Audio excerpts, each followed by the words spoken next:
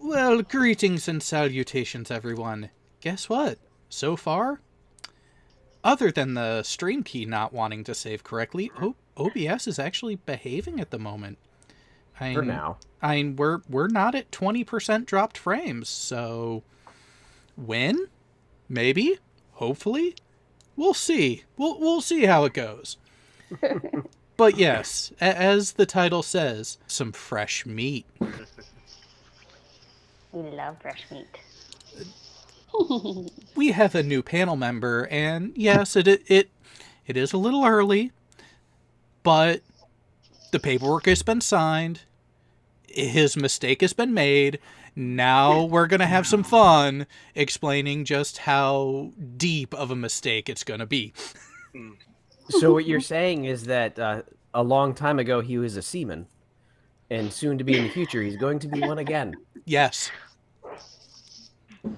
This is going to be the third time around.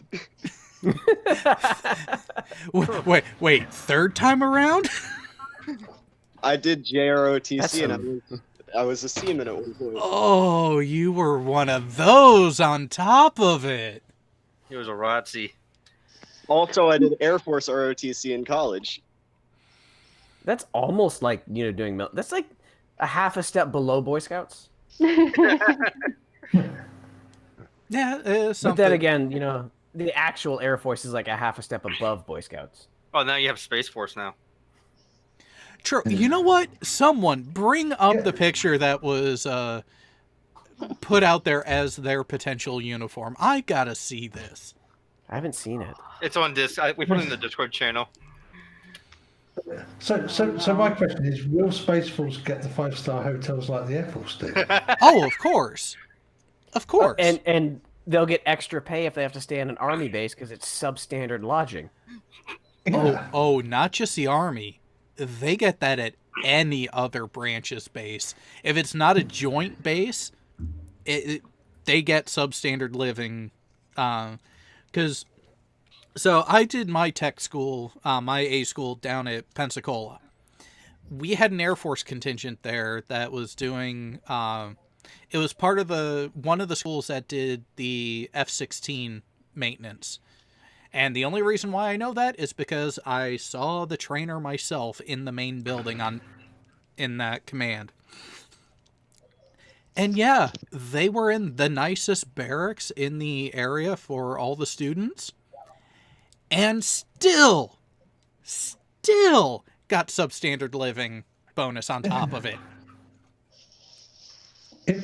In my 3 years in the Royal Air Force, living in single accommodation, I never paid full rent for my room because I was always in substandard accommodation, and that was on RAF basis.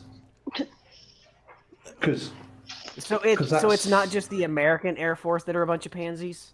Who do you think Correct. they got it from?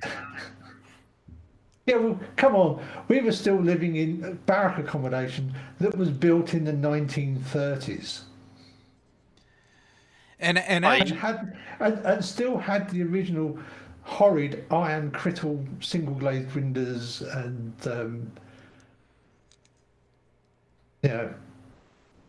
basically awful accommodation. You're probably still eating C rats and K rats too, weren't you? Oh God, no! We did have a proper mess that would actually cook food for us, sort of. With giant cans of lard. Now, so part of why I mentioned that he's fresh meat for the grinder is I actually did warn him. So, Recruit Echo, how much of your studying have you been doing? I've been doing, I've done my orders to the century again, so I know all those. I haven't had time to do the Sailor Creed. I also know rates and ranks for Air Force and Navy. When are you going to focus on the branches that matter? You mean Coast Guard, right? I just remembered that from my time in ROTC. Don't question me.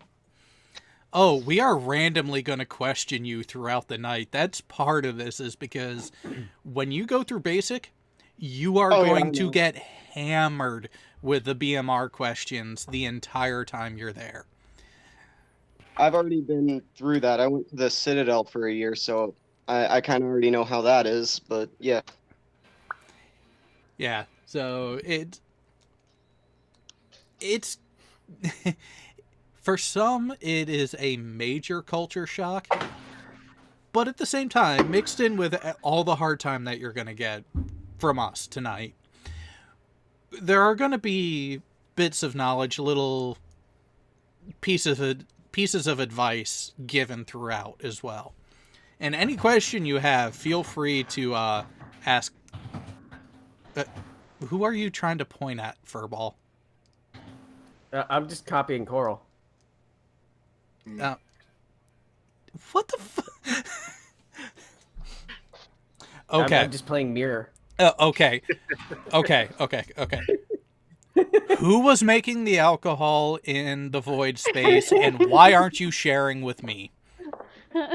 Are you trying to pick the bird's nose? I was. I'm drinking moonshine right now.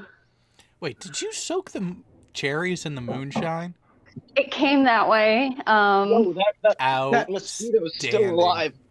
Yes, it's phenomenal and it tastes delicious. And I have it mixed with a little bit of Sprite. That is a good way to do it. But yeah, so So yeah, that it's is either gonna pick its nose or pet it on its head. I wasn't quite sure. Maybe you go down. No. Oh, there it goes. that Hey, I one. got it. That one. That's the one that you were playing with. Okay. was like, That's fair.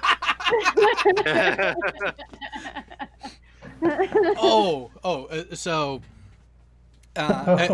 again, Recruit Echo, when we do have a couple Submariners that are going to be joining us at some point, feel free to ask them questions because they're going to be your best source for what to expect after school.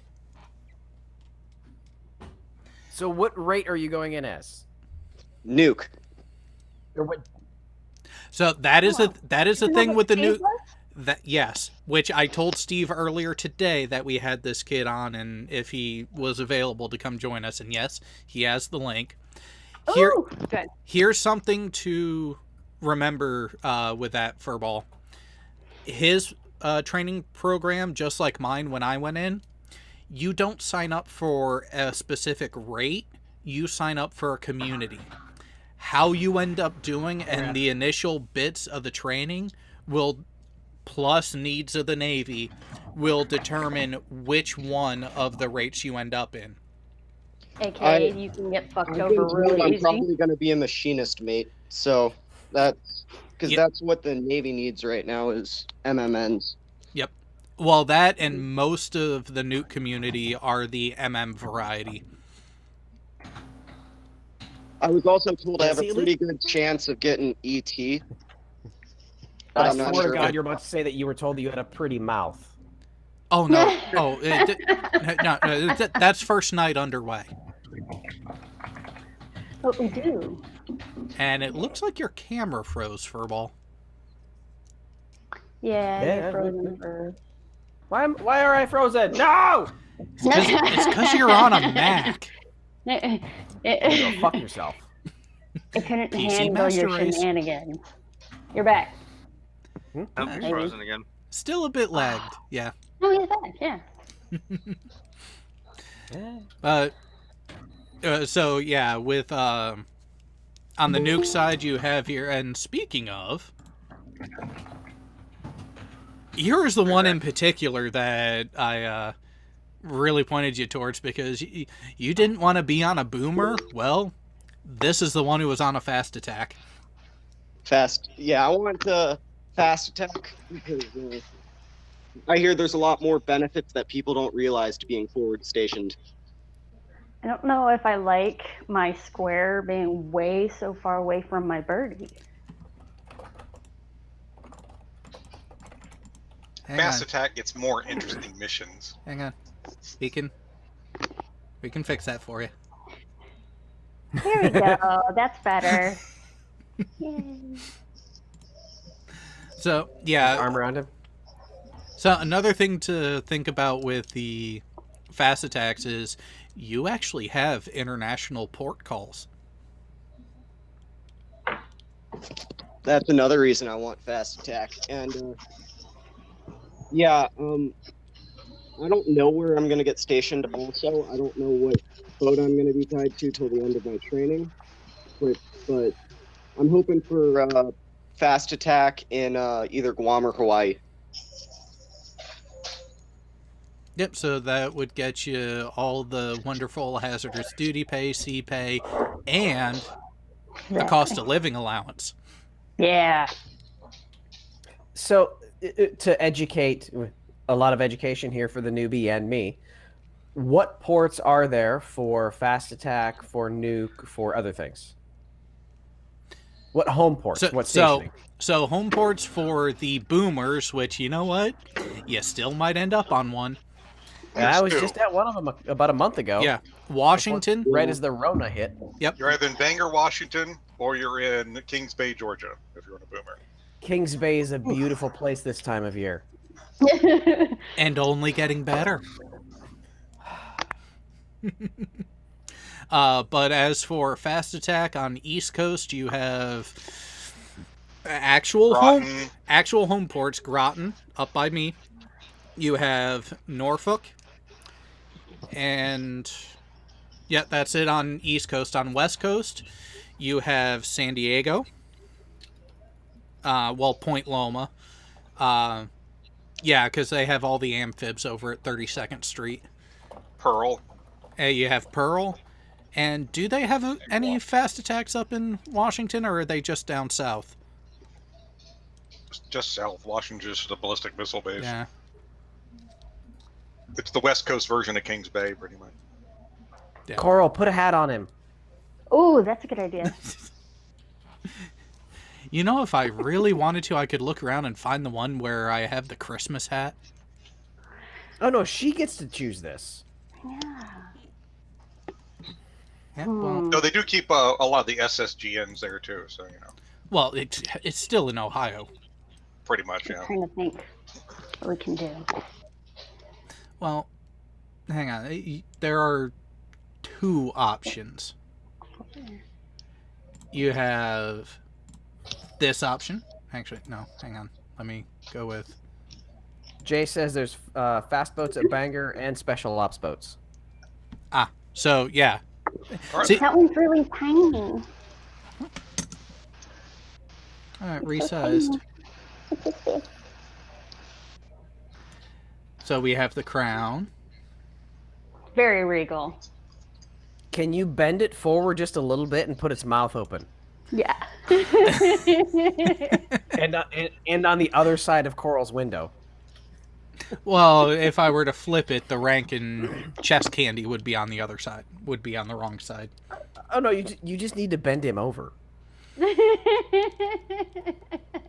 This is the wrong streaming platform for that. It's never the wrong time. Wasn't it something like that that got Team Skeptic taken down a couple days ago? Oh, he Trash. Chesh is too good at MS Paint. Oh, that I can believe. I didn't watch it, but I heard she literally drew boobs and got it taken down. Oh, it's so crazy. It's so crazy. It's just nipples. And Come on. and everyone has them. Right. Some even And have they're extra. beautiful. I mean, everybody loves them. That is true. You know what? Boobs are kind of like Pokemon. You want to collect them all. Absolutely. I would agree. I want them all. You're right.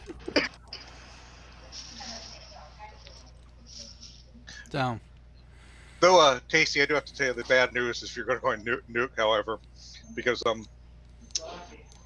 before deployment, you're going to be the first ones on the boat, and after you get back, you're going to be the last ones off.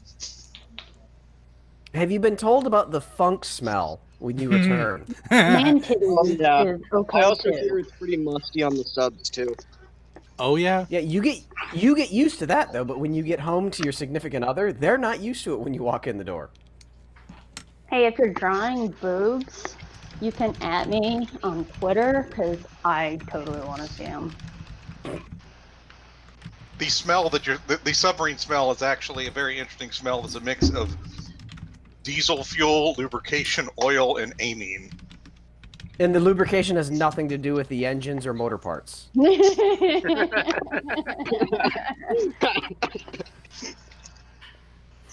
also hear a big proponent of the smell is the scrubber, the CO2 scrubber.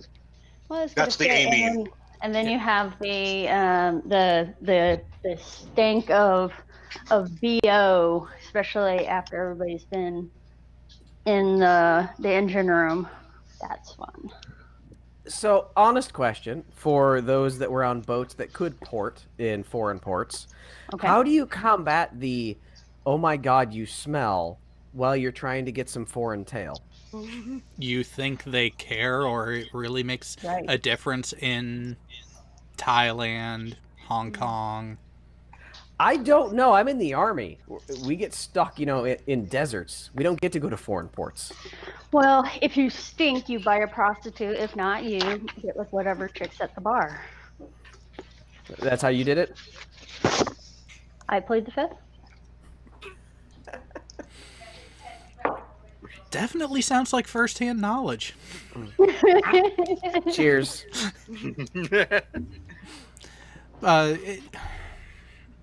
Even then, some boats are better with their potable water source than others.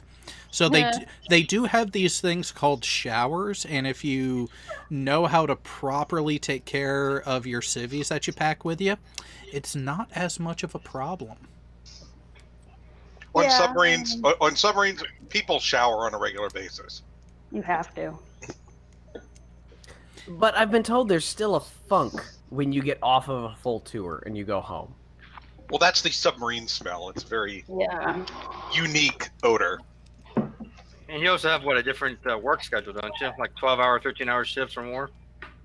It depends. You're No, on we operate an 18-hour cycle. You're 6 on, 12 off. When you're on Okay, board. that's it. Yeah, subs do the funky Really? stuff like that. Well, they don't have the We don't have sun a day-night cycle. cycle. Yeah. Walk me through a normal schedule. Treat me like I'm a 3-year-old, because I generally am. But honestly, you said 6 on, 12 off. How does that work? Okay, so we'll start at the beginning of the cycle. So, the master of the watches just woke me up a little while ago on my wake up time, whatever I set. So, kind of like basically your version of an alarm clock, Guy can come around and wake you up, basically, just make sure you're up. You get a chance to you go through the chow line, whatever meal that is. It might be lunch, dinner, breakfast, bed rats, whatever. Then my watch is coming up. So, my case, I'm a fire control tech. I stand FTOW. I'm in control, so I go and relieve the current FTOW, and I'm on watch for 6 hours. So for the next 6 hours, I'm the attack center. I'm up there. I'm doing all the target tracking. I'm up there. If anything's going to get launched, I'm going to be the one actually pressing the button. So you That's were what the one that protects my reactor. Yeah, and you're the one that who pushes me where I need to go, right? Jay is saying in the chat they changed from the 18 to 24 hour a couple years ago. So I guess they're doing a 24-hour cycle instead of the 18. But We're not doing that. as a noob, those 12 hours off, you're maybe getting 6 hours of sleep in a 24-hour cycle if you're lucky. Yeah. That's kind of like what I was asking about. Yeah, So you're getting there. You're going to be qualified. And during that time off, the time you're not on watch, you're going to be spending a lot of it doing quals So your 6 hours on is your 6 hours. on watch. If shit hits the fan, I'm the one scrubbing it off the fan. Well, when you're on watch, you're standing a watch Yeah. station, whatever that is, helm, plainsman, chief of the watch, diving officer, whatever, your particular. So then, during your 12 hours off, what's That's that look like? everything else. That's any other duties you have. If you're the repair parts petty officer, publication petty officer, you might be doing paperwork or updating publications, or That's any different enough. quals you need to be doing, or in that 12 hours. Sleep, showering, anything like that's in that somewhere in that 12 hours. Basically, 12 hours is everything other than watch. So That's your okay. shift time is, in combat type lingo, is when your figure is on the trigger. Is Yeah, when you're pretty much, actually doing. I can't go to the commissary, I can't shower, I can't shit. Other than when somebody comes and sits down for you. During your on time, you are a combatant. Yeah. In theory. For Army Parallel, yeah, that's... Okay. Now, the interesting bit on surface side, because you still have that opportunity to, if you want it, to where you can actually get some fresh air and not worry about the funk as much, but it's still the same first on the boat. So, like, say we're pushing back from the pier at 08, you're on the boat before 05. Like, you're there hours before we actually push off. Whereas me, as long as the brow is still there, I can walk up whenever. Yeah, I was gonna say on our boats we did 4-hour watches that rotate, and you would be on the rotation when we were underway. You would still have to do them, but it was only 4 hours at a time, and you do 2 watches a day. And so if you are on 4 to 8s, then the next one that you would be on would be like the 8 to 12s. Like, they would stagger it in a way. It staggers. So it always suck depending on how you, like, if you ever had mids, or actually the 4 to 8 in the morning was the one that sucked the most, because then you get up at like 3 a.m. because you got to be there and ready by like 3:30. And then you get on watch for 4 a.m., go till 8 a.m., and then as soon as you're done, you got to go to your regular work day. Your regular work day is from 8 until 5 p.m. or whatever it is. And you work all day. And then if your next watch is 8 to 12 in the evening, then you're up pretty much doing 8 p.m. to midnight. It sucks. It fucks you over for a few days. Well, yeah. So aviation side on a carrier, we were 12 hours on, 12 on, 12 off, but the shop was manned 24 hours a day. So you had days doing 7 a.m. to 7 p.m., nights doing 7 p.m. to 7 a.m. when we were underway. Yeah. And in that 12-hour shift, if there was no gear to work on, you'd be working on your quals, you would be working on your BMRs, your in-rate training, getting ready for the next exam cycle. There were ways to keep busy. And on top of that, we had a good quarter of the shop dedicated to a lounge with a bunch of gaming consoles, big screen TV, lounge, couches, and our own laundry. So, choose your rate, choose your fate. That's right. I got a question for the Navy That's how it guys. works. But when you get out there, you're not gonna have. Trust me, you're not. There's nothing. There's not gonna be. You're not gonna be bored. Going like, I don't have enough to do. Yeah, you're not going to be bored. The question is, what do you want to do at that time, or what do you have to do with that allotted time? I'm saying when he gets out, when he first get out there, it's going to like he needs more hours in the day, is what he's going to feel like. Because there isn't enough for everything you need to do. So, Recruit Echo, what's your question? What's your favorite tradition that you've been Crossing through the in Navy? line. Crossing the line. Yep. Can't tell you how many people I purchased. That was the more pleasant of the two ceremonies. See, I only got to do it once. So I did it like 5 times. yeah, so I only transition. I only ever did it as a wog becoming a shellback. I've never been on the shellback side of a crossing the line, which Nice. that would have been a lot of fun. Oh, it was. Well, yeah, because I did it as a polywog, and then I did it as a shellback, and we did golden shellback as well. Oh, you And lucky bitch. yeah, it was awesome. We got to this one part where literally the lines intersect, and we put out some life vests. We tied them to each other and threw them into the water, and then we would jump from the flight deck into the water and swim under the vest. So that way we can literally swim to the various different hemispheres.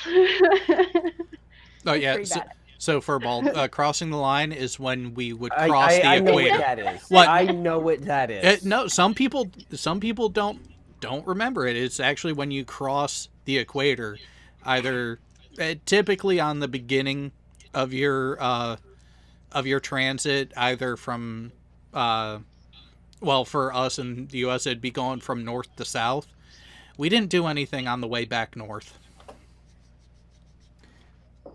I gotta say that the actual equator crossing actually wasn't that big a deal to me. See, in the Army, we go out a lot more often than the Navy does, but we also don't have to, get on a fucking boat to do it. So there's a lot of weird Army traditions. I've been involved in what's referred to as koalifying. Oh, okay. What is that? That sounds adorably, but I think that might be a misnomer. Koalifying is the first time you go to the field in the Army, and what you have to do is you have to back up to a tree, get down on all fours, and then you have to climb up it backwards so that your feet are in the air, and then hold on to the tree upside down like a koala. And whoever hangs on the longest is the winner, and everybody else gets the piss smoked out of them. Ooh. Wait. Kind of awesome. Wait. With or without the full battle rattle? It would depend on what time of the day and how everyone was feeling. There's another tradition for artillery that was specific to the artillery. Usually your first night in the field, somebody would snatch you up out of your sleeping bag, or usually in your sleeping bag, and then they would tape you to the howitzer tube and then elevate it and leave you there for about an hour. Nice. Okay, looking at the live chat, I have to call this one out. So Ire comes in and says, "Just got here. Who's the lady?" Leon, without missing a beat, "Don't you recognize Furball? He's been here before." And you see my death eyes that I gave him back.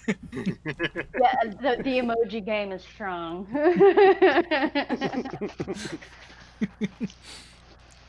Okay, so here's a question. Stupid shit that you try and get new people to do in the Navy. That you try and, we try and convince people, if you have vehicles in the Army, you'll give them a garbage bag and tell them to go get an exhaust sample and bring it to the motor sergeant so it can be tested. Yeah. Send them off to feed the shaft seals. Yeah. What was that? Send them out. Send them off to feed the shaft seals. Absolutely. There's also, oh God, what was the one that we used to do all the time? You gotta check the watertight integrity of their sea bag. Go get me 50 feet of flight line. Flight line or gig line. Yep. Or check your headlight fluid. Send them to the ski shack. Send them to the ski shack for a bottle of bulkhead remover. My brother told me about. My brother told me one about how they'd make people get their mattresses out, and they'd wait for the mattress because they got a new mattress every week or something. Yeah, I've heard that one before. Yep, I did. PU55Y lubricant. Yes. So there was one where where there was Furball just got it, didn't he? Yep. A second. I had to picture it. I had to picture it in my head. Yeah, so the mattress thing, you generally get that when you have a a berthing aboard shore. So typically in school, or if someone checks in and you're using a berthing barge, or berthing because there's repairs going on the ship. So you can kind of get a sniff for that one before it happens. Sending them to go pick up his ID-10T from personnel so he could have it signed off. Yeah. Yep. That's the one. Or a Um, Pin 15 we- extension form. Give me the We keys used to to the send F-15. people. Yeah, we used to send people to the supply shop to get a box of grid squares. Nice. Uh, Yep. we would send And then- them for range rings and glass screwdrivers. Oh, nice. Before we went to the field, somebody had to go get the keys to the impact area.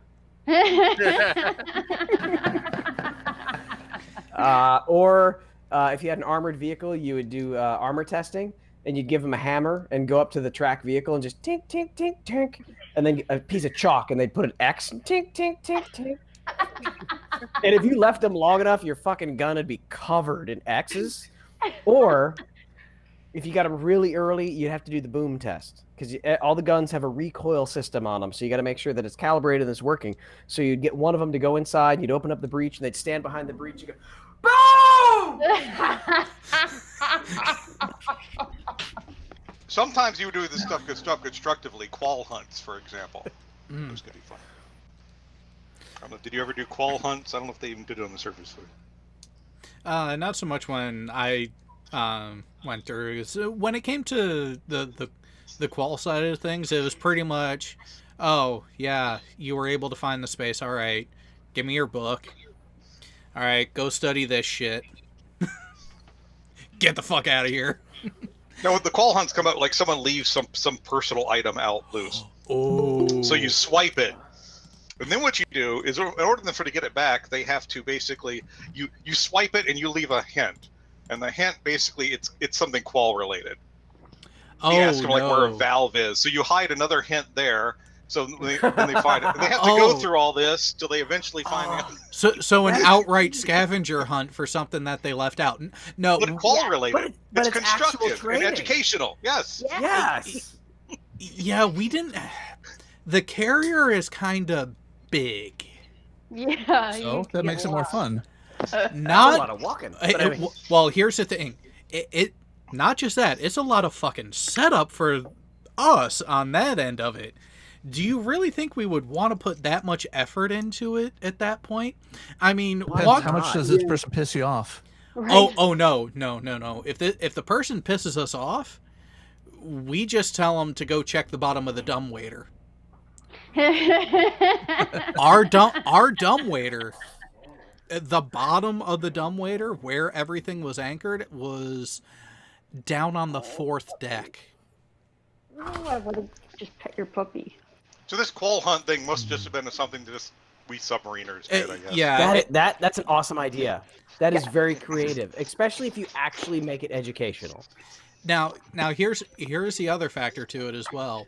On the aviation side of it, we are so fucking anal about tool control and asset control and keeping track of even fractions of the tip of a screwdriver when it breaks, that we have other ways of dealing with people who leave stuff out and are complacent about what's left where.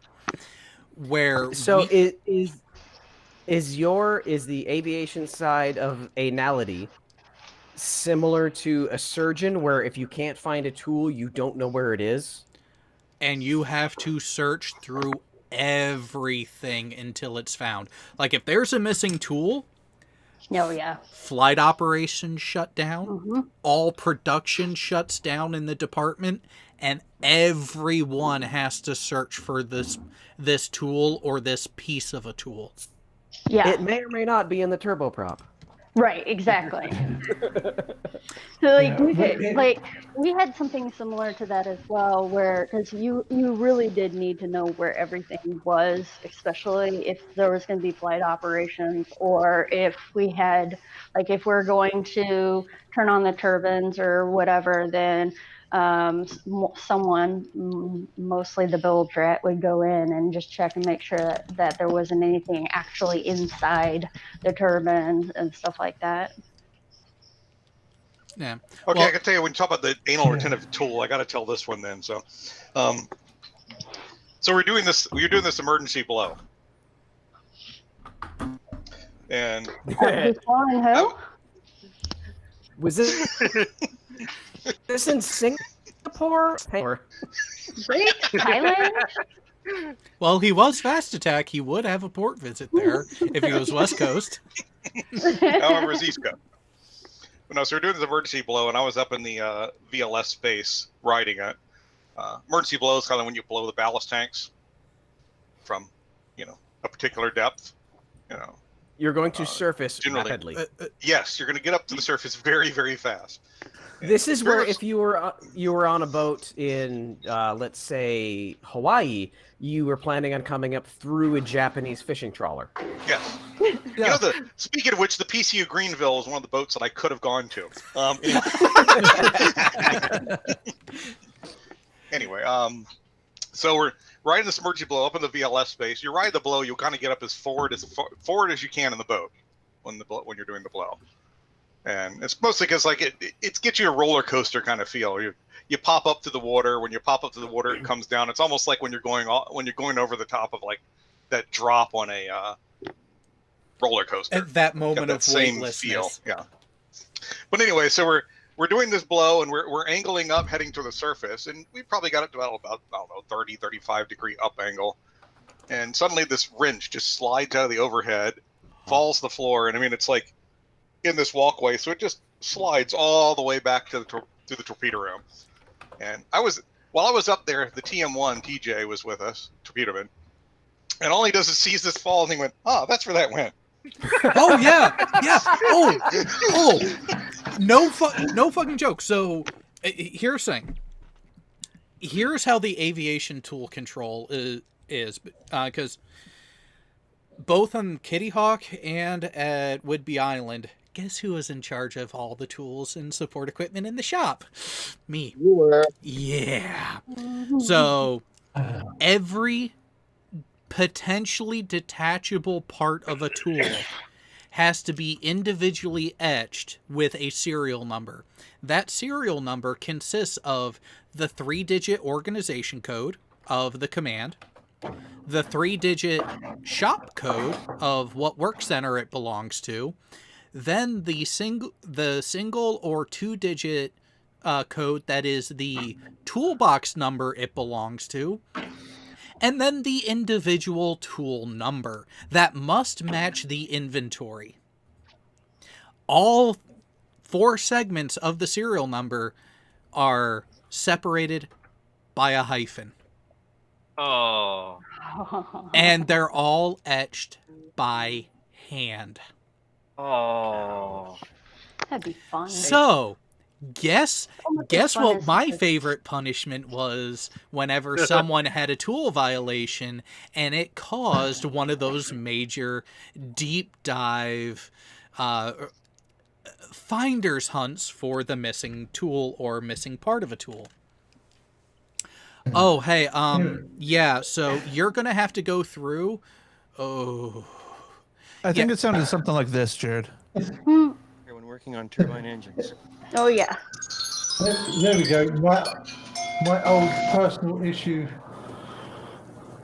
My old personal issue screwdriver. Nice. So Nice. what I would I have love that them you do, still have that. what I would have them do is they would have to do a proper, complete, to my satisfaction, corrosion prevention treatment on every single toolbox, which is an individual inspection, cleaning, and lubrication of every single tool in every single toolbox in the shop. I approve. And if I deemed any of the etchings as not being legible anymore, you have to re-etch them. Oh. safe That'd be my luck. safe to say Just after you off to the side and be like, "Fuck." safe to say after one incident after I took over the tool control program, we had the best rated program in the entire department. Because people didn't want to do that shit after they saw one person do it. Right. Jared, did you hear the sound that Jay played? I think we've talked about this before, but this is the most terrible sound for anybody that works on aircraft. Turbine engines. That doesn't sound. I cringed because I know that. Yeah, so for those people who don't know, the trick, you better have a good memory and count how many pings you heard, because that's how many things it just bounced off of. That is a bolt being dropped into a turbine engine. Absolutely. Fuck that. Yeah, we on the ground radar side, as we had no aircraft, we didn't used to have to do tool control, so we all had our own personal toolkits, which was great. And then suddenly it was decided that oh no, the rest of the Royal Air Force that deals with aeroplanes has to do tool control. So do you. So all of a sudden, all our personal toolkits were taken away. All the tools went into a tool cabinet, shadow ball, the whole damn thing. But of course, as I have just shown you, we all still kept our own personal screwdrivers because bugger having to keep taking a bloody screwdriver out of the cupboard when there's only 2 of them in there. Well, so and there's 20 guys on a watch. That was the nice thing about the way we had the shop and the toolboxes set up.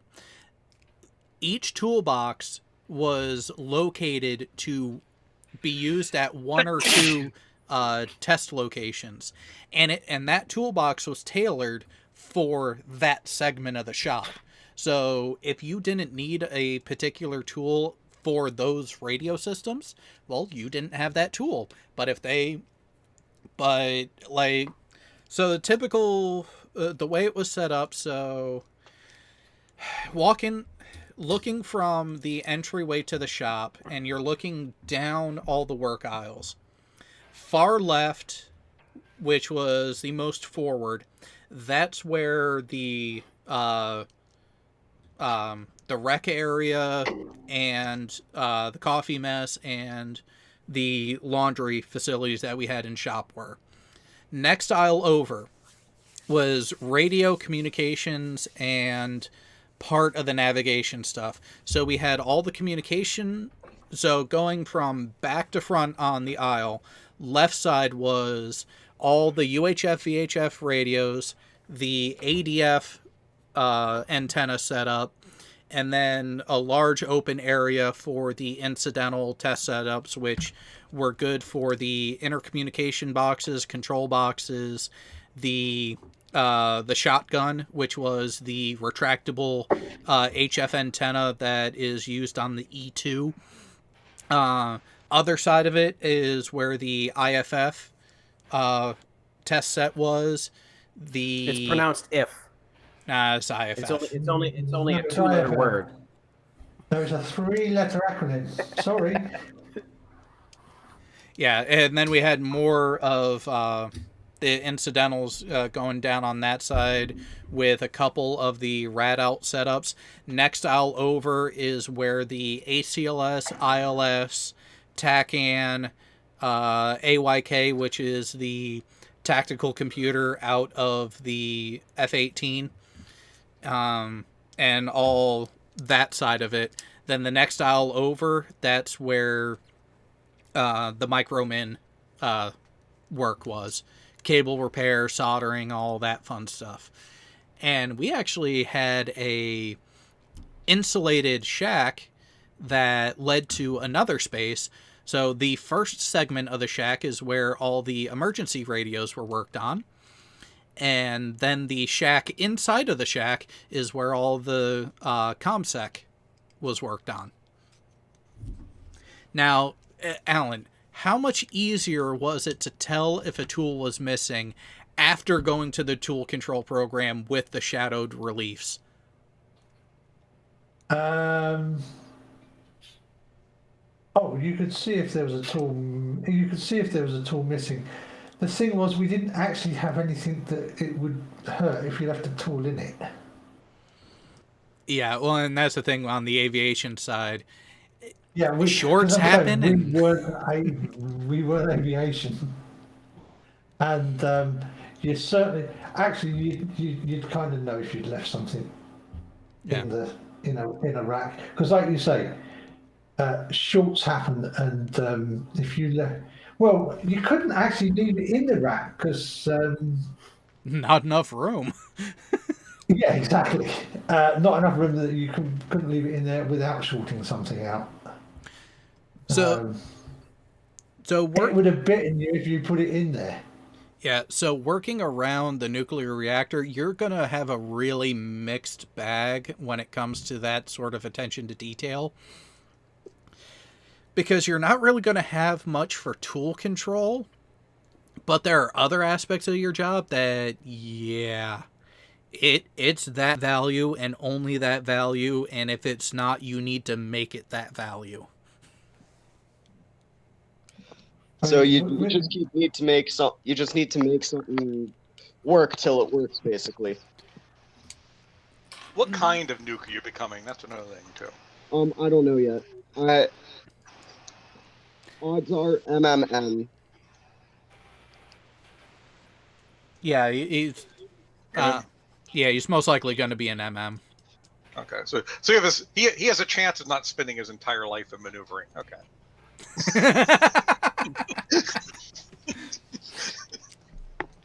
Yeah, there's that too. The MMs get around a bit more because you're going to be dealing with the plumbing of the reactor. Aren't those the guys that like melted away on the Russian sub though? They were volunteers, but it was just anyone qualified to work on the reactor. Volunteers.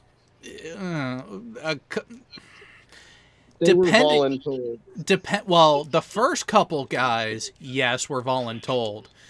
After that, there were a couple guys who actually, well, we've already been exposed to this point. We'll go back in.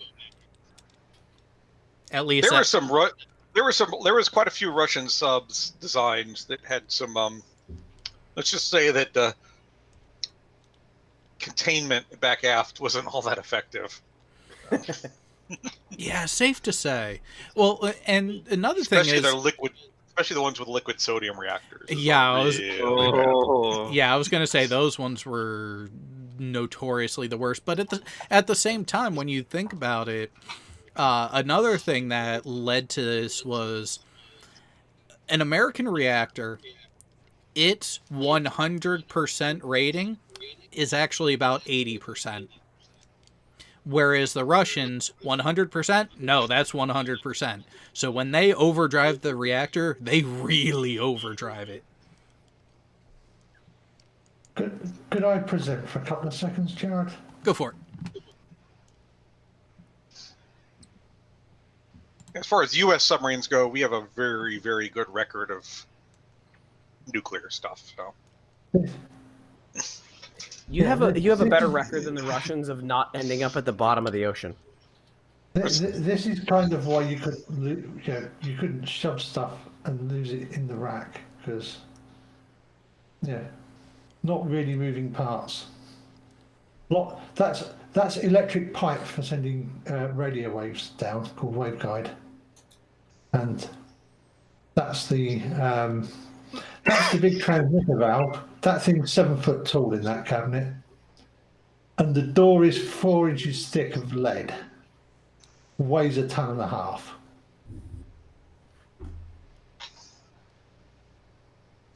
You can kind of see a bit more of the door, and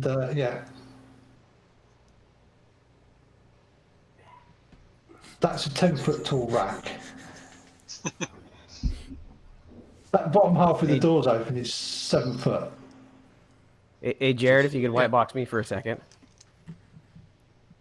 I just want to compare our different fields. This is 40 pounds. I put a shitload of gunpowder behind it, and I pulled on a cord, and it went boom, and then flew a long distance. Do I need to show you guys what a real weapon is? There's Jay. Give me a minute to load up a nuke map. Yeah, Jay just I would wins with grab the yield. other one. I grabbed the other one behind me, but it's 100 pounds, and I don't want to crush my toe tonight. What was Jay? Was he a missile tech or something?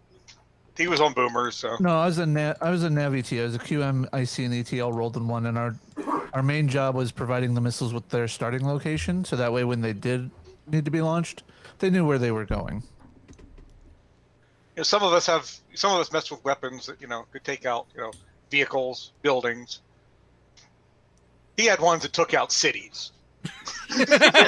Jay, I mean, no war should last more than 20 minutes.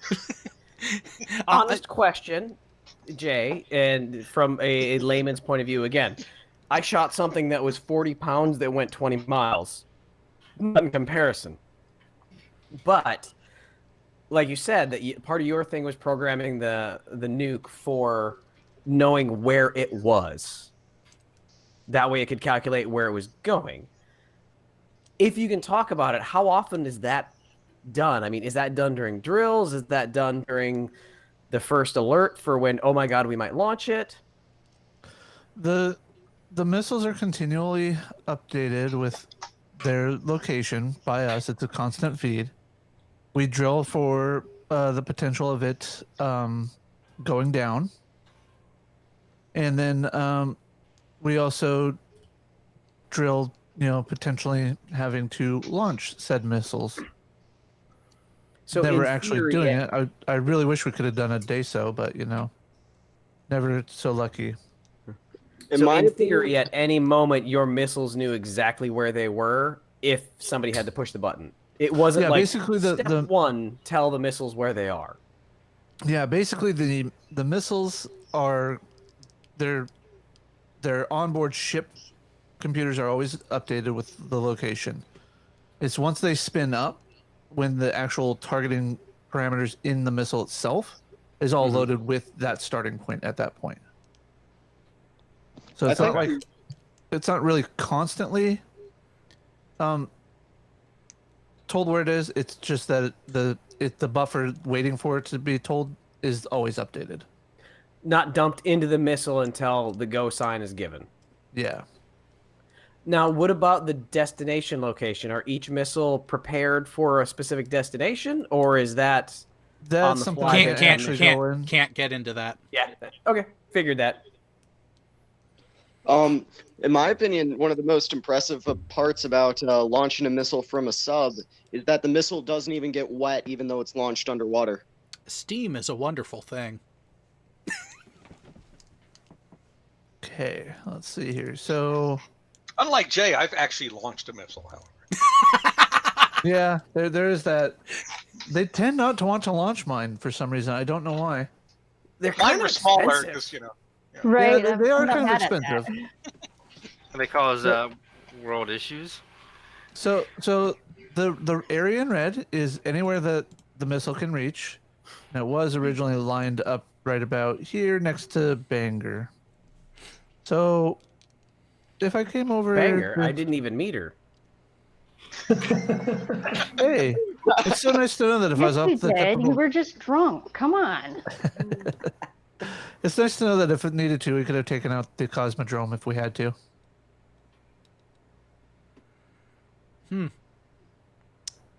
Yeah. Didn't have to go too far to do that either. No. But why would you do that? They do good things there. No, they do now. They do Back then now. we just didn't know. What do you think they started doing? Oh, I've They watched just the changed documentaries. It was at the end. They just Exactly. changed what was at the end of the missile. We did the same thing. Yeah, but we're US. We're better. A little bit. The Saturn V was never intended to be a warhead carrying thing, but it was a beefed up Minuteman. Hey, let's be honest. You could put a pretty big explosive charge on the top of one of those Saturn V's, though. Yeah, I mean, the Russians want to talk about the Tsar Bomba. I mean, if they really wanted to turn the Saturn V into a weapons platform, I think the Cold War would have ended in a different way a lot sooner. To be That fair, though, about do you know why the overkill. Russians? Do you know why the Russians went after such large warheads, though? Because their targeting was shit. Exactly. They needed, It's you this- know, they needed that many megatons just to make sure they will actually try to hit what they were trying to aim at.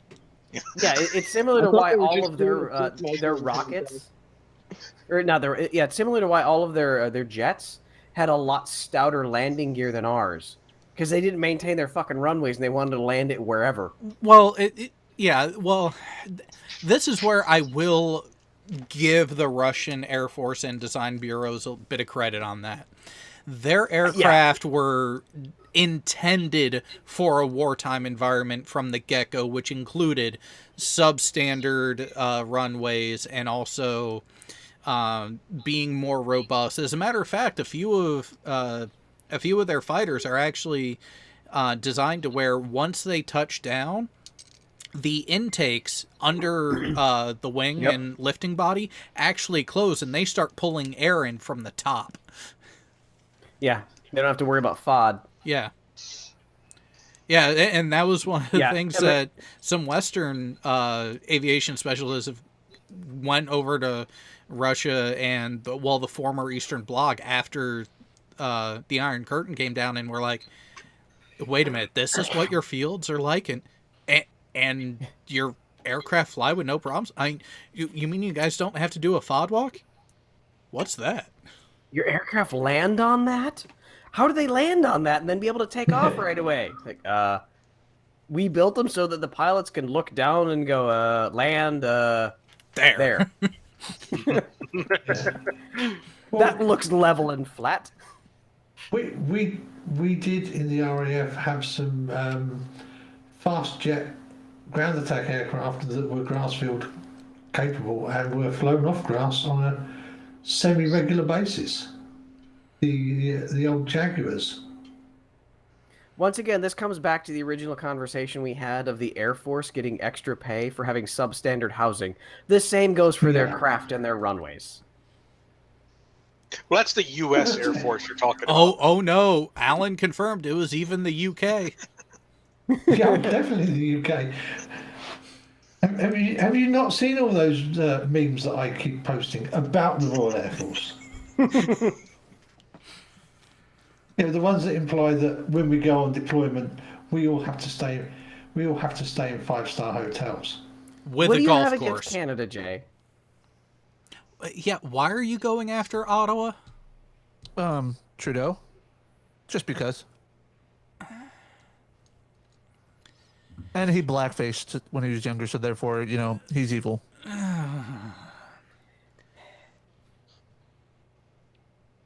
Yeah, but you're getting one of my more entertaining job sites that I've been to before, because it looks like you're just getting Ogdensburg, New York. Okay. Rodent, no last name. In Soviet Russia, ground lands on you. That's the drawback to Jay's weapons. They're not very surgical. You're gonna get a lot of collateral damage. Collateral damage. Yeah. Just a little bit. The missiles I with had only had a range about 1,000 nautical miles, but they had an accuracy of plus or minus 3 feet. Let's go with Copenhagen. Yeah, that's not I'm going to kill all of you. It's fuck. That's like, I want to blow you up, but I want to leave the neighbors alone. Yeah, but you kind of need to make sure you put the right building in there, because otherwise you end up blowing up the Chinese embassy, don't you? Yeah, we don't talk about that. You end up blowing up the Chinese embassy, don't you? I don't Clearly, know what someone did not. Clearly, someone didn't have the right mission package. So. Oh, that was supposed to be a 3? Fuck, I put it in 8. Oh, damn it. It's the same reason the Brits keep crashing their craft into Mars. We only did that once. Oh, hey, you're gonna Alan. love this. We programmed it in feet, but then when we loaded it, we put it in meters. So it didn't just land. Fucker buried. Robin Williams. I would like to ask, how many countries currently have things driving around on Mars?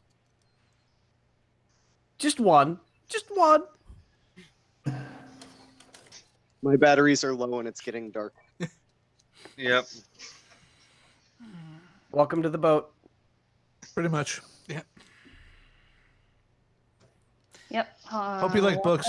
Right. Giant manuals. Oh, yeah, that's actually the thing. When it comes to access and communication to stuff off ship, what can he expect? Oh, sorry. Did I laugh? Yeah, when you're underway, when you're underway underwater, the fastest communication you have is VLF. Think And more. that's like what? And that's what, like one character every couple minutes. Well, I was gonna say, think Morse code on lithium. Oh, gee.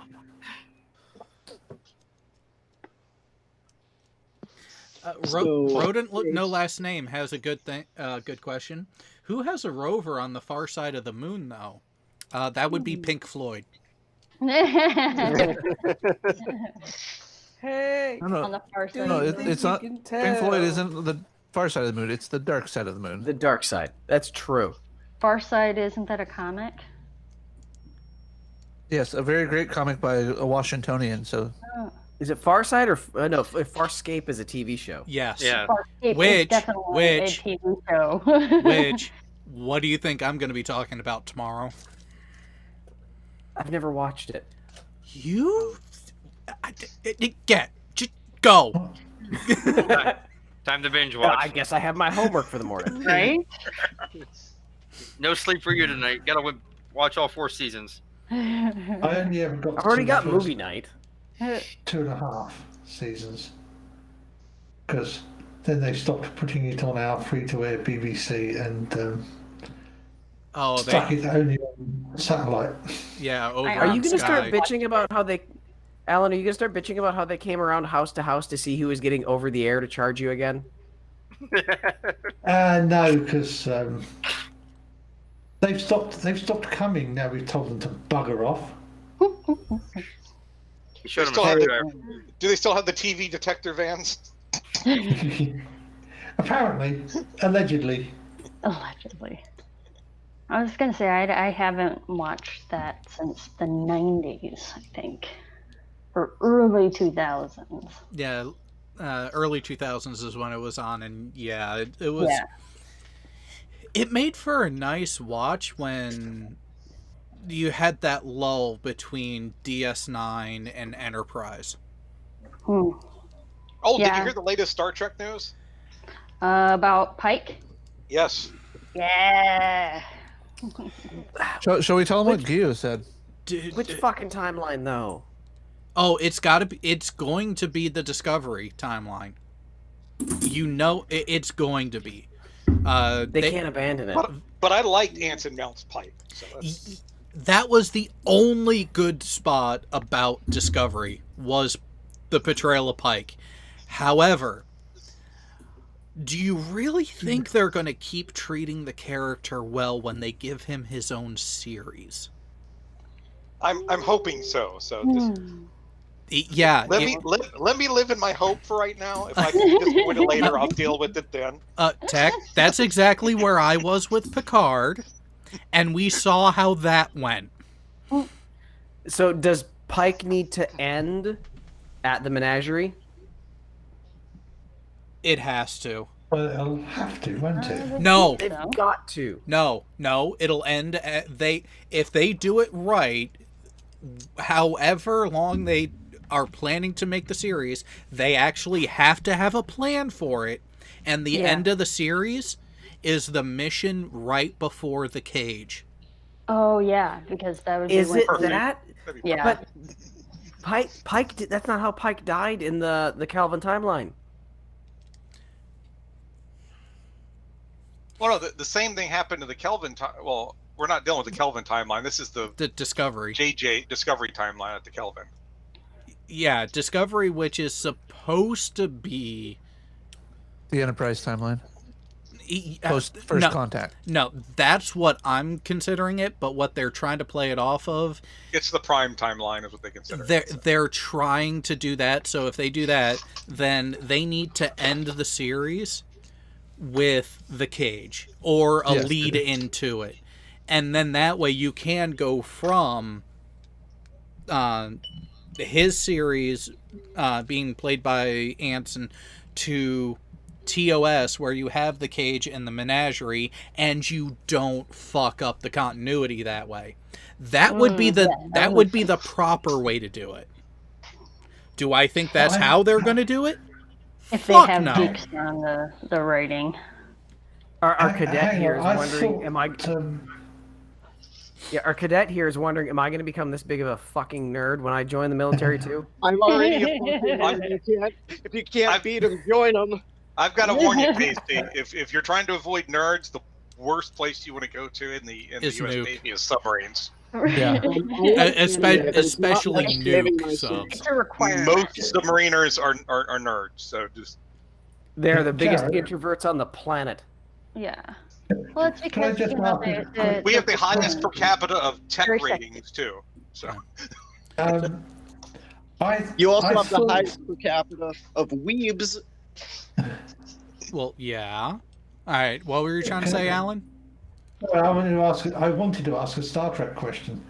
I thought that what we had already seen of Pike in Discovery was post the cage. Actually, I'm thinking it is actually. Yeah. Area. I'm pretty sure it is. Then they haven't because they go back to bugger, name of the planet, forget. Yeah, he is right. It is after the cage. So really, actually, the perfect spot to end it would be like maybe right before Kirk takes over. Because it doesn't. They don't imply that Pike left the Enterprise immediately after the cage. It's just you have the second pilot with Kirk. Yeah, some point after the cage. It's generally been treated that like there was a whole 5-year mission. Yeah, the cage was part of the 5 year. So established actual Prime TOS. There have been 3 5-year missions of the Enterprise that went Robert April, Pike, then Kirk. And where the cage happens is somewhere in the middle of that second 5-year mission. Hey, Jared, I have a little story to tell you whenever you guys are done talking about nerd stuff. That'll never happen, so you might as well go now. Have to ask. Just jump in.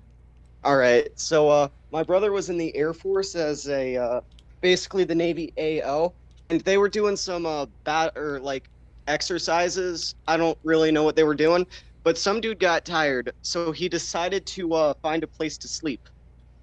So he found an F-16, unzipped the cowl covering, and slept inside the F-16 intake. So my brother's unit was like, how do we fuck with this guy?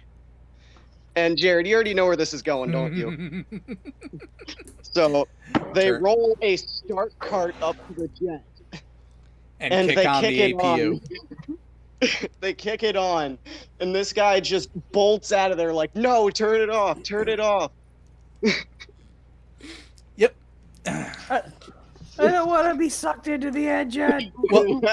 Well, that is actually the thing you got to worry about, because some people don't realize this. So the F-15, it can take off and go vertical and go really fucking high from that position with the intent of actually taking out a satellite. And it can do that because of the strength of the engines that it has. Well, take one engine out of the F-15. That's the engine that's in the F-16. So yeah, you hear an APU kicking up and you're near the intake of an F-16, I would be worried too.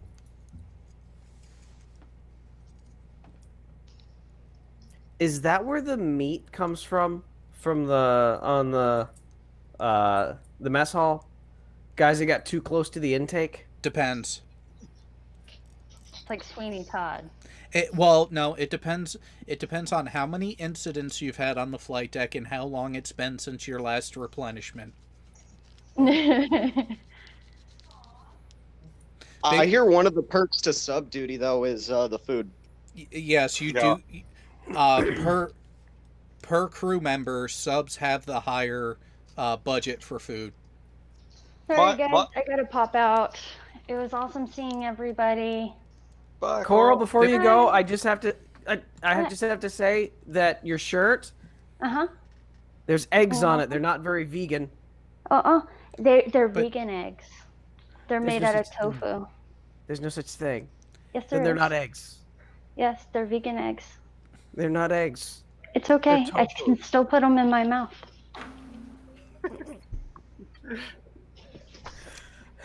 You will never win against me. Who said Peace out, it's about, guys. who said it's about winning? Later, Coral. And Mike71 asks, you see the guy get sucked in an A6? Yeah, and he survived. Yeah, I saw that. Yeah. It was what, his headset that saved him? Well, so working on the flight deck, you have a cranial, which is think construction helmet except tighter fitting and built-in earmuffs. So, Yeah. so you actually do have a fair amount of impact protection from the cranial. He got sucked into the intake of an A6, which is a turbojet, not a turbofan engine. So when he went in, because he was wearing the cranial, it knocked clear all of the compressor fans. And the engine ended up just becoming a spinning shaft. So while, yeah, he was feeling it, he got fucked up, but it didn't kill him. Could have been much, much worse. Oh, yeah. On the food budget, though, Tasty, just to give you an idea, like my boat, I was on a Flight 3 fast attack. Okay, so we had a complement of about 111, 113.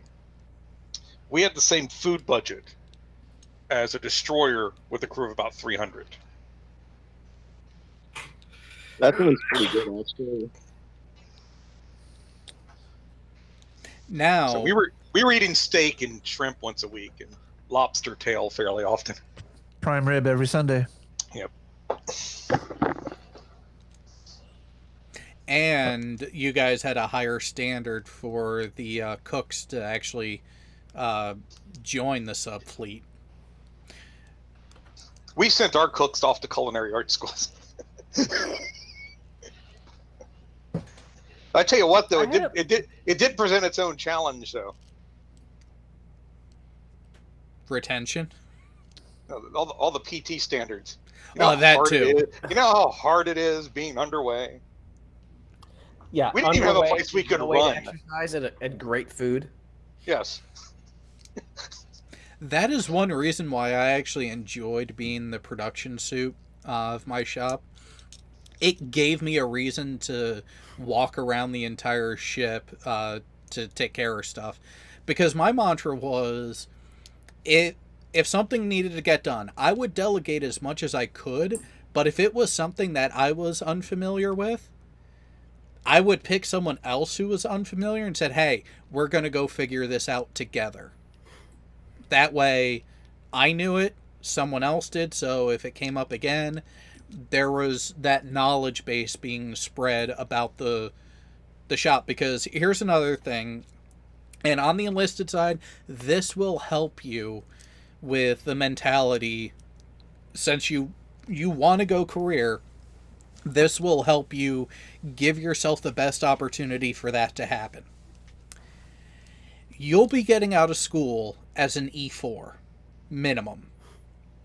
Your job as an E4 is to do your job that you are actually sent to the ship to do and take the job of the E5 above you. Your job as an E5 is to, well, yes, you're doing the job of an E5. You're doing that supervisory, hands-on leadership type of role. You are also supposed to take Not if the you go job sub. of the E6. It's a similar mentality. Whatever position you're at, your job is to do that job and your regular tasking and take the position and get to that next spot. The thing is, though, the dynamic on the sub's a bit different because we're very E5 heavy. So a lot of the roles, a lot of division roles that like E5s were doing on your boat are done by E6s on a sub. Yeah, because you kind of gotta have. It sucks having that. I'm in a pay grade that should be in more of a supervisory role, but you're also on a boat that the people doing the job deserve more money than an E4 gets. Almost everybody on the boat's at least an E4 for some. Yeah. Yeah, You'll find on submarines, you'll find E4s doing the jobs of what you see Slick E3s and sleeve. below doing on a certain. Yeah. Isn't like the only E3 position like the helmsman? Not on the Virginia class. Now, That's now done by you- chiefs and junior officers. Yeah, because Can they've you shifted. get on a boat like that in the amount of time without having fucked up and been an E3 for the second time? Can you get onto one of those boats so fast and still be an E3? not as a nuke. I did. Not as a nuke, but I can. I did. It all depends on your rate because some rates have a shorter A school than others. Tasty, you're going to be in school for pretty much 2 years. 18 months. 18 months, and then probably waiting for clearance between like power school prototype stuff. Well, I'm saying your total school, your whole pipeline, if you stay through the nukes, you're going to be in there 2+ years. Yep. Your first when you throw in, you know, your A school, power school, and prototype, you're going to be in there. From the time you ship out to basic training until you're actually done with your training platform and actually getting ready to or reporting into your first boat, you're looking at 24 months, give or take. You may even look at like 2.5 years, especially if you're going MM. You know, you could theoretically, and it happens, you know, be selected. Not many do, but some get selected for ELT. That's going to extend your pipeline a little bit more. Yeah. But if you get an ELT, I tell you what, that's a really good place to be at. So. What is if you ELT? don't mind? Engineering laboratory technician. Advanced testing. They're the people that maintain the reactor chemistry. Oh yeah, and isn't that like one of the best jobs to have on the boat too? Yes. Yes. That is like, as nukes go, that is like one of the. There's so few of them that it's like one of the primo spots to get as a nuke. That's part of. Oh, okay. So I know some people have heard me mention this before. My dad was a nuke. My dad was a nuke MM. My dad put in for retirement right around his 20-year mark. They held him for 3 years and withheld his retirement until his 23-year mark because they needed someone of similar pay grade and time and experience to fill his billet that he would be vacating at the IMF in Groton. ELT was part of what he did. Is there any extra pay incentive for ELT? You do advance a little bit quicker because you tend to get better evals, and if you go through ELT, you should know the shit that much better, which means you pretty much ace the test every time. So there's that. Well, I'm just thinking if you were a civilian on the outside doing the equivalent, what's the pay difference? ELT versus a regular operator. God, I haven't checked in a while, but it was a noticeable difference on the civilian side. Yeah. And there's no civilians at all on a nuke. No. Well, you'll get the occasional tech rep come out, generally when they're in port and starting back up after a maintenance period, but that's it. What about on carrier? We tend to have a handful of civilians. NCIS agents will be on board quite often. The MWR officer is always a civilian. The ombudsman. NCIS. Yeah, the last time I was chatting with NCIS, they kept getting mad when I said that I was going to suggest that they needed to put an agent on the boats or on the subs. They didn't like that idea. We wouldn't want them; they'd be useless. So. Yeah. We're not really big fan on subs of like limited, like a job that doesn't do much. Like that's those are the type of jobs we eliminate or merge with somebody else. Yeah, and generally the things that submariners do that get them in trouble require being in port. Yes. And alcohol. I can fill you in on that offline. Yeah, and it is certainly. Yeah, I was just thinking. So for the nuke guys, the guys that are getting certified for, like you said, the chemistry on the actual reactor. That's not something your average service member would think I'm going to be doing in the military. Nope. Hey, whenever I came up to my recruiter, like, whenever I knew what nukes were, and I just was like, yeah, no, I kind of want to be like flight line stuff. Then he was like, yo, with this bonus, and then I was like, yeah. So that's how I became a nuke. Is my recruiter was like, you get $38,000 for it. Yeah, the nuke, because there is a high washout rate from the nuke powertrain. Let's put it this way. People who fail nuke school for one reason or another, the vast majority of them end up in the rate that I wanted and that I picked and got.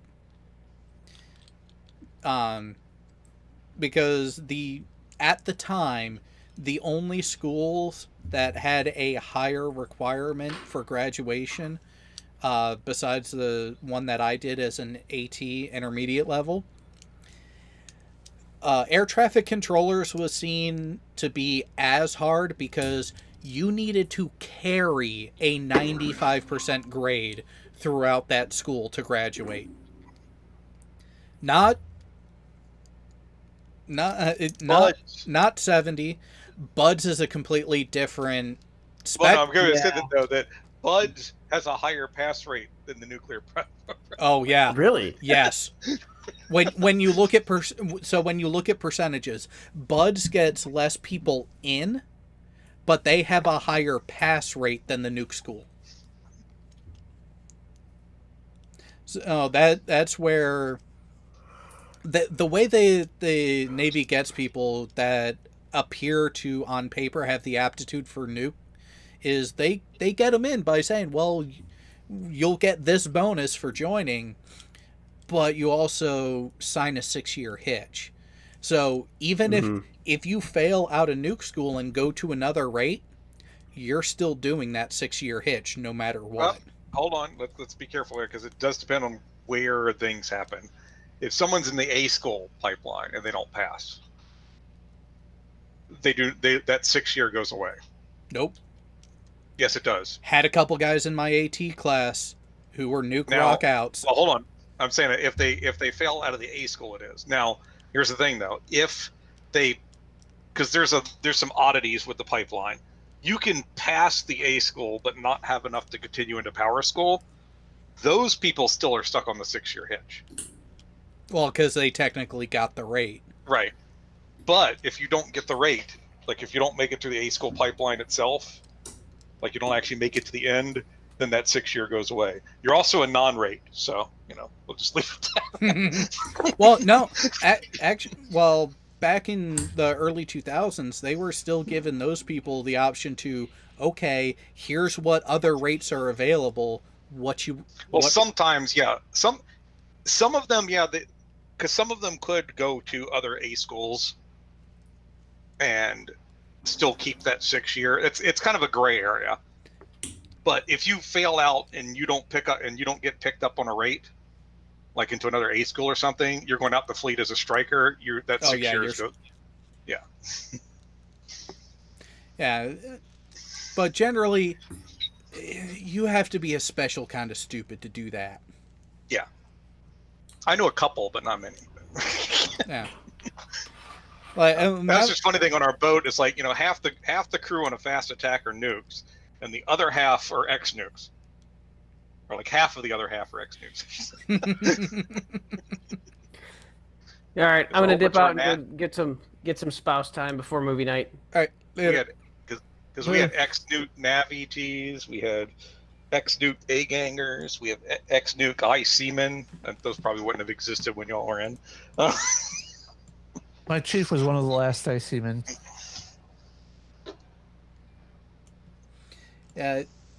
There's a bunch of contractual nuance in games that the Navy can play in instances like that. But yeah, in my A school on the Navy side, on the blue side, we had a guy who was technically seen as a fleet returnee, but the reason why he was a fleet returnee is because he got out of boot camp, and then he went to DC to be part of the honor guard. And then went to A school. I find it funny how I come back to C school because, like, technically I was second in my C school, but I got first pick on billets coming out because while I was second in class, the guy ahead of me and the two guys behind me were all fleet returnees. Oh, so they were ineligible anyways because they already had destinations. So with your A school as a nuke, if you more than likely if you pass your A school, you're going to move on to power school, right? Yeah, not necessarily because, like I said, that's an odd spot because how the nukes pipeline is set up. Well, I'm speaking of when I was in, so I don't know if it's changed. I doubt it changed that much, but you could have a high enough GPA to pass A school, but it wouldn't meet the minimum GPA requirements to enter power school. So they would lose people in that kind of gray area. One of our IC-men, for example, he passed the nuke EMA school, but didn't have a high enough average to get into power school. So he had the option to cross rate to IC. Word is they're thinking about getting rid of EM nukes. Well, yeah, because the EM and the ET rates on the nuke side can do each other's jobs. And from what I understood, an EM is basically an ET's bitch.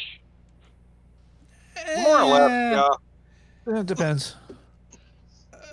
In the nuke region, yes. Rest of the Navy, the actual source rate, It depends on what type of boat you're on. On subs, we did not have EMs that weren't nukes. Like the only EMs we had were nukes. Well, here's the thing: is part of my job as the Nav ET underway and in port was battery charging electrician forward. We were the bitches of the nuke EMs.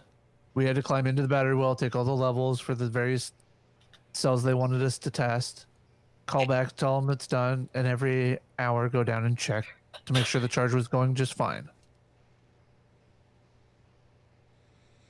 And see, when I was in, that would have been a job done by the IC men because they were kind of our equivalent of the electrician's mates forward. Was the IC rating on subs, but subsequently IC has been absorbed by ET. So yeah, that's exactly what I had. We had radio men back then and quartermasters too. So. Yeah, well, I always thought it was stupid to call the radio men ETs, even though they weren't ETs. They were radio men all of their own. It was weird. From what I heard, the Navy's kind of divided into two sections. From what I was told, it's like, Three. non-nukes, and then you got the nukes. No. Well, that's what it's like on submarines. Yeah. Yeah. So subs in your engineering, yes, you have your nuke, non-nuke. You have the nukes and you have the Connors. That's the Coners. So. Yeah. So when it comes to Navy-wide, you really only have a handful of groups. You have your surface and your non-nuke nuke surface, your nuke non-nuke submarine, and then you have your aviation. Aviation, we are our own separate beast that is uniquely. Yeah, we're special in our own way. Yeah. From what I heard, it's nuke is a tight knit community, and then the aviation's even more tight knit. From what I heard. Aviation tends to get really tight knit, and you actually get a lot of variation in it too, because on the aviation side, you're not just dealing with what you work on, you also have to interface with the actual platform and supply. For a while there, we actually the aviation side actually had its own dedicated supply rate. But they got merged in with SKs when I was in. It's going to be a little bit different on submarines, though, because the relationship with nukes and non-nukes on submarines is different than what it is on surface. Yeah, on the surface, on a nuke carrier, it is really easy to not know about a person's existence if they're in another department. And I think part of that is just submariners itself. We're a tight knit community, and we're tighter than the whole nuke non-nuke thing. That's kind of like just That's a ribbing we do on the boat. Just yeah, it's more of a ribbing than a. We're submariners first, and then anything else. Yeah. Yeah, and that's the thing is all those divisions and groups and everything. You will really be able to tell the type of person you're dealing with on how they view it. If they're just giving you shit jokingly about it, they recognize that we're all a part of the system, we all have our roles to play, and we cannot do our job without the other group. Now, if you have someone who just is a dickhead about it, oh, you're a nuke? Well, fuck you. If you come across someone with that attitude, they're not really a team player and they're out for themselves. And one caveat to that is Boomers, it's always said that there's two crews to it. There's actually a third crew. It's blue crew, gold crew, and the other crew. Yeah, and it's always the other crew that fucks it up. So the Boomers have the advantage because they can blame that other crew. So. We just had the crew, so there's nobody else to point finger. If someone fucked up, if something got fucked up, it was our fault. What would the other crew consist of? What would the other crew? The other crew. It's the other crew. It's not the blue crew or the gold crew. It's the other one.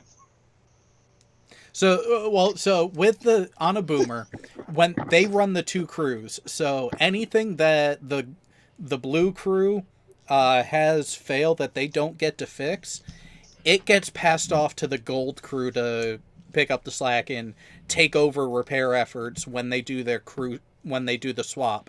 But the running joke is, well, I didn't break it, it was the other crew. Oh, I get it now. Okay. I thought it was like a refit repair team kind of thing. No. During refit, you have both crews on the ship doing maintenance. The offgoing crew does mostly like the paint shop stuff, and the crew that has the boat does the major repairs. But you'll have assistance from each other to help each other out to get things done on time. You also stand duty for each other as well. So, but as soon as the boat goes out to sea and something falls apart or breaks, you don't blame the gold crew. You just say it was the other crew's fault. I get you now. So, and then on the rare occasion that a boomer goes into dry dock for an extended period of time, they will actually merge the two crews together and ship people out where they need to, because they only have a single billet for both crews basically, so they pare it down, and it's called a green crew at that point. So I've had the benefit of being on a blue crew and a green crew in my time. And when I say that I served on the blue and green crew, people are looking at me like I'm odd. Yeah, you had yard time. Yeah, I actually. So I've been part of a few. They're called DPIA. Uh, dot. Fuck. What was the D? Dependa? No. Delayed planned. Incremental availability, which means we're not deployable because we're doing significant maintenance. But normally DPIA used to be a dry dock period. But they've actually tailored it now where you can have an extended planned incremental availability, which is your maintenance availability, where the ship cannot deploy. But the do it pier side instead of going into dry dock, because when an aircraft carrier goes into dry dock, it's minimum 6 months. Like when we're going out of the water and doing hull work under the water line, it's 6 months minimum that we're out of the water, not deployable. But if there's stuff that falls in between what would be a normal, like, 3-4 week turnaround pier side to a couple months, that's where they'll still do the PIA, the incremental availability, where we can't deploy, but we'll stay pier side and do all the work instead. So it'll stay wet. Okay. Yeah, that makes sense.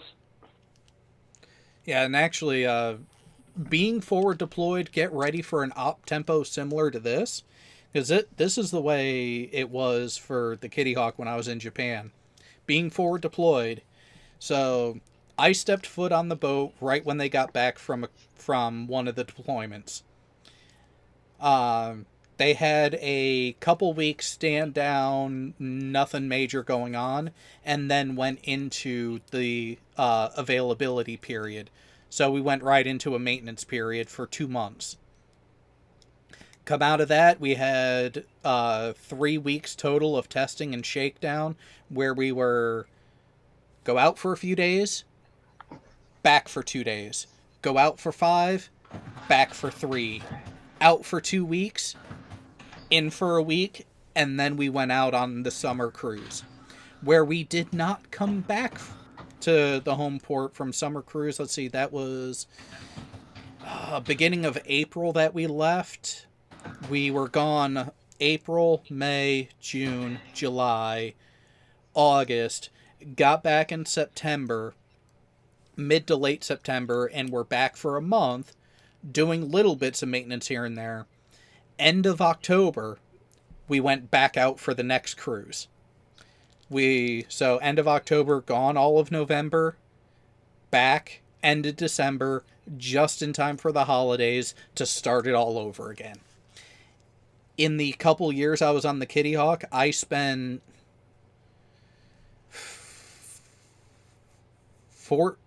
15 months out of 24 out in deep water.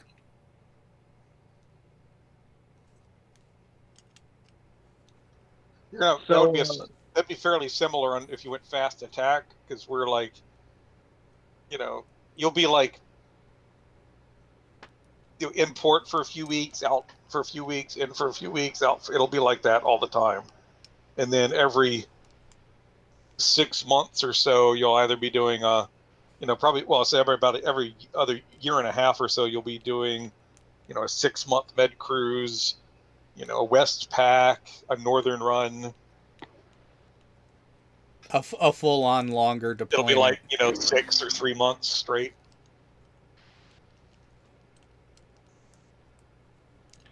So, what would you say most of the advantages are to being forward deployed over whatever else you'd call a fast attack, like home station? Well, so your home port, the location of your home port, you have CONUS where you're in the continental U.S. or you're forward deployed.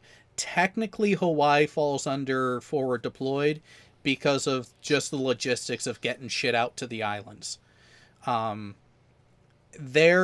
op tempo out of Pearl is a hybrid between the stateside and if you were on a surface ship out of, say, Japan. The op tempo is closer to what I would have to deal with, but still that similar, out a few weeks, in a week or two, back and forth. And then the thing from Pearl is when a carrier battle group would swing by on their Westpac is when they would pick you up and then you guys would go play games with them. Same thing with out of Guam. The nice thing about the forward deployed side is when you're in port, you're in not just a different part of the U.S., you can end up experiencing a true full-on different culture. So if you have an opportunity to do a boat out of Guam, do it. And that's the one I'm kind of hoping for. But you know how it goes. Grades are everything. Well, grades are step one. What's available is step two. You have no control over number two. Right. Yeah, like when I finished into my pipeline, like we got, they basically had open billets. I was a bit limited because like I was a fire control tech, and at the time, there's a lot more commonality in fire control systems now. On like a lot of the submarines are using basically variants of the same fire control system. At the time, though, different classes of boats had different fire control systems. So I was actually like NEC bound to a particular, like specifically, I could go to Flight 3 Los Angeles class, and that was it. Not Flight 2s, not Flight 1s, not Seawolves.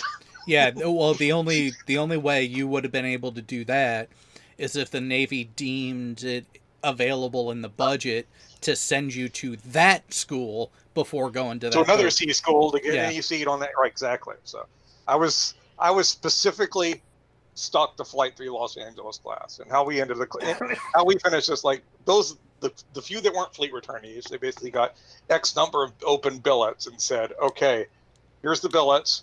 Let's start. Who has the highest GPA? Okay, you pick.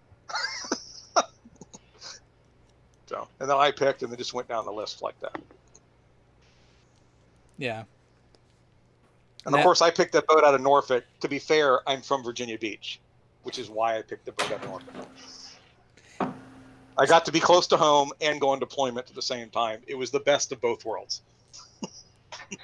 Worst part about nuke school is it's 30 minutes from where I grew up, and I'm kind of sick of South Carolina. So not so many now would know, but when I joined, I had wonderful timing. So I went to basic training at beginning of September. So I was there September and October in Great Lakes because I wanted to avoid the fucking winter weather there. But still have the summer to enjoy before I left. While I was there, we had a group of the senior enlisted from the entire fleet come through to see how boot camp was being run so they could better understand their new junior sailors that they were getting to their commands, and that was from surface and sub fleets came through. Come to find out, they were staying in the compartment below mine, and at night when they were bored and had nothing else to do, they decided to come up and hang out with everyone.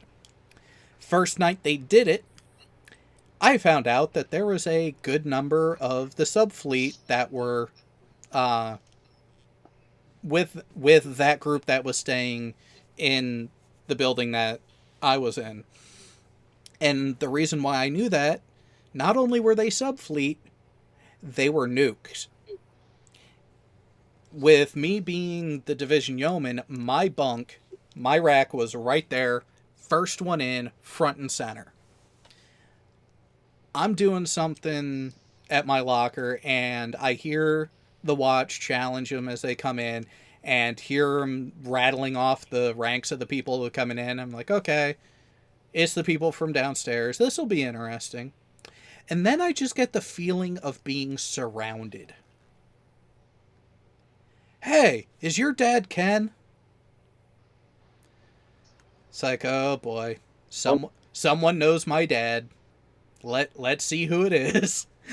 So I turn and pan across, and I'm surrounded by a couple senior chiefs and a master chief, all subsurface warfare pins, couple deterrent pins on them. It's like, my apologies before I respond. Who asked? And it was the Master Chief. I was like, yes, Master Chief, Ken is my dad. Oh, great! When are we seeing you in Charleston? They thought you were going nuke, huh? They immediately assumed that I was going nuke. And I said, honestly, never as a trainee. What? I am not slated for the nuke program. Why? I enjoy aircraft too much. I'm slated for the AV path. So I'm either going to be an AT or an AE. If I have anything to say about it, AT. It's like, oh, so you don't want the hardest school, you want the second hardest. I want to work on aircraft. So I had a similar problem to you there, Jared, because my dad was a submariner too. And he had retired as a senior chief yeoman. Yeah.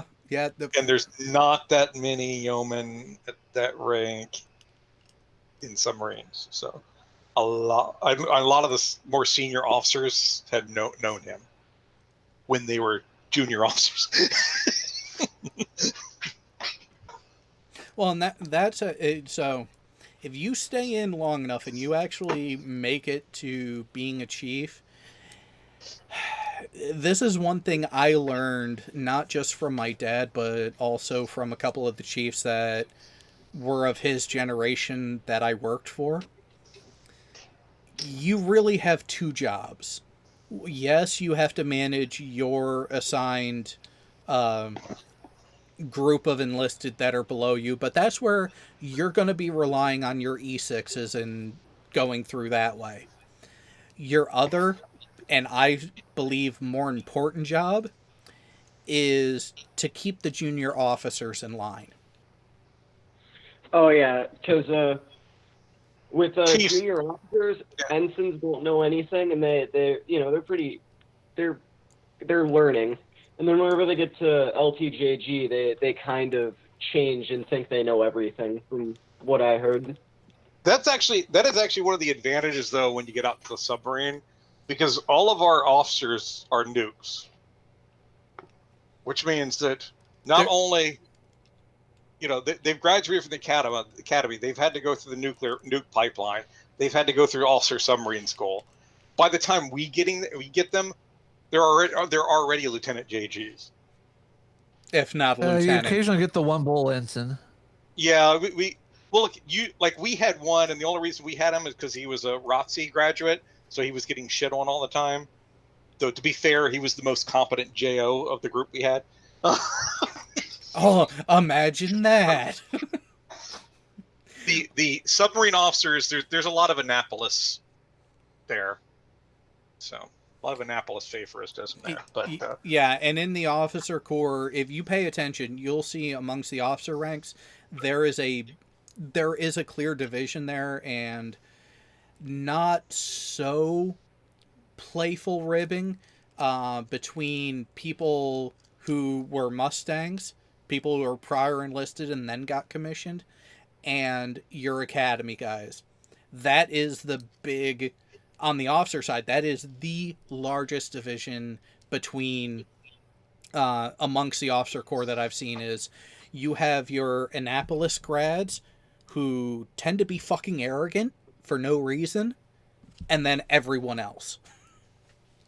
But the other effect of it too in submarines though is like we're by the time we're getting them, they're fair, they're ensigns getting ready to make Lieutenant JG, or they're already Lieutenant JGs, and even when we're getting them, they're not qualified, and even officers are nubs when they don't have those gold dolphins on them. So they're not really given much. They're not really given any responsibility, like any official responsibility, until they've got those gold dolphins on their chest. So generally, like, you're not actually directly dealing with officers on the submarines, except like they're lieutenants before they're even division officers. Yeah.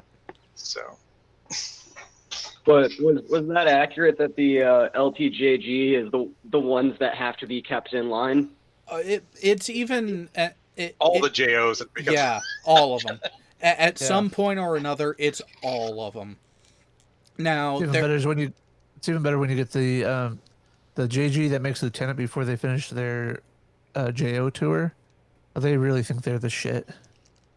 Yeah. So, yeah, that sounds about right. Yeah, so you might even get lucky because, so remember the basic layout that I told you, how we had on the far opposite corner from where you enter the shop, there was the laundry and coffee mess area in my space on the Kitty Hawk.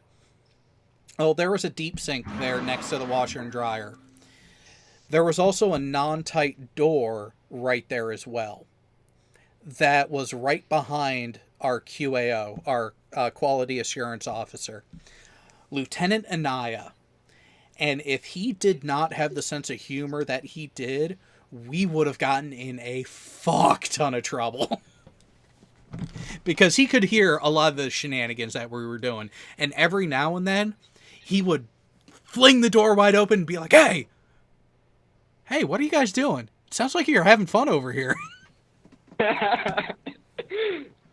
We went 7 months without a strike officer, simply because there was no sub-qual lieutenant that could take the job. We had tons of Lieutenant JGs, but fuck it, the skippers giving any of them that job. So what you guys do? Generally in those cases, either the sonar chief or the fire control chief, they basically splits duties of the strike officer with the WEPs. Yeah, I was gonna say that a chief would end up helping out, but how? Well, and that's another thing you'll find aboard a submarine that you won't really see anywhere else in the Navy, where your chiefs end up with responsibilities that are more in line of what an officer should be doing. And a lot of times our chiefs will like be very close to like what division officers do on a surface ship. Which makes sense, because you got a crew of 150, 160 compared to a crew of 3,000 or 4,000. Our entire complement was 100. Our entire complement was 111 to 113 on a fast attack. That's including the officers. That's our entire complement.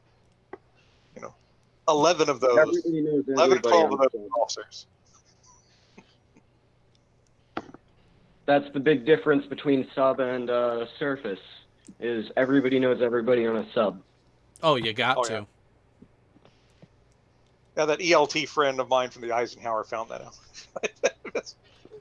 We all know each other. Well, and that's why. So when I joined, not only did I get confronted by a bunch of nuke bubblehead senior enlisted at boot camp, my recruiter was a nuke MM. He did a double take when he saw my paperwork and saw my dad's name on there. Because that is the reputation that my dad had when he was in, and I joined 4 years after he retired, and people still recognize the name. That's especially short, because that's much shorter than between me and my dad, and I had people remembering him. So, let's see, my dad retired in '84. Yeah, so it was like 9 years between my dad retiring and me joining. So Leon just touched on something that we'll probably be talking about tomorrow afternoon. Wouldn't it be rather fucking creepy if, while out to sea and submerged, some new fucker just showed up? Probably. You have dink nubs like that just, where the hell have you been? Ones that aren't getting shit done because they found some place to hide. Well, and that, but here's the thing with being on a sub, you have no excuse to not get your warfare done within your first few months of being aboard. Well, on a boomer is different, but yeah. Yeah. Well, I mean, okay, there's. Like, yes, there are some. I can't speak for Virginia's, but on the boat I was on, you had to qualify 2 at-sea watch stations minimum for the warfare quals, and sometimes you would get stuck on that, for example, because 2 of the watch stations you typically would qualify for that, especially if I at least had an in-rate watch station where one of them mine was FTOW. Yeah. I mean, there's some people that didn't necessarily have in-rate watch stations they stand, so they might, but so sometimes people get caught up, especially standing helmsman planesman, because in order to get the helmsman planesman qual in, you actually have to stand that watch during particular types of drills, you have to stand watch during emergency blow, for example, as helm. Mm-hmm. And so if you're in a cycle like that, well, you might have to you might be stuck on that because you're waiting for them to do that.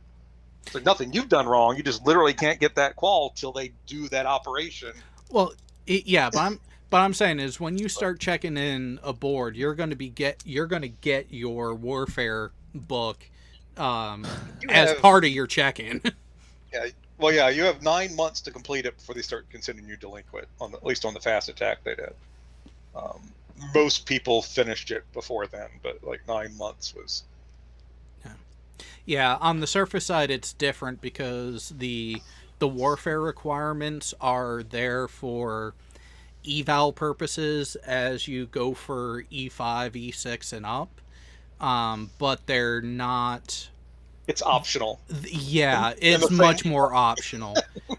And the thing that hurt me is, I was doing my warfare qual at the same time I was starting and running the shop, actually doing a job as production supervisor and trying to get my warfare quals at the same time. That is a bitch and a half. Had I not been given the shop soup position right when I checked in, because, hey, I went to a boat that one of my production soups had made E6 and is now the LPO of the shop that I'm checking into. And actually, going back to the whole thing, we're talking about surfacing through the Japanese fishing boat with the Greenville. Mm-hmm. Greenville was a PCU unit, and I mentioned that it was one of the ones on my billet. And actually, while I was aboard the Hampton, we actually had a couple times where people were riding with us on deployments from the Greenville, sometimes enlisted, sometimes officers, and it was purely so they could get checkouts done on quals, because they couldn't, there's a lot of stuff you're not going to be able to do when your boat's still being constructed and it's sitting in a dry dock. Yeah. Yeah, especially when it's at the end of its fitting out period after construction. There's some shit that is literally not installed yet. So yeah, so like we had one Lieutenant JG who was aboard from the Greenville. How long was he with us? I think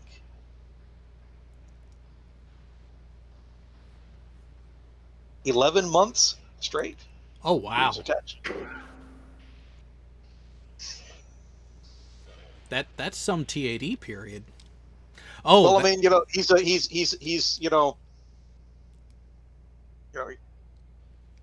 JG, unqualified first boat.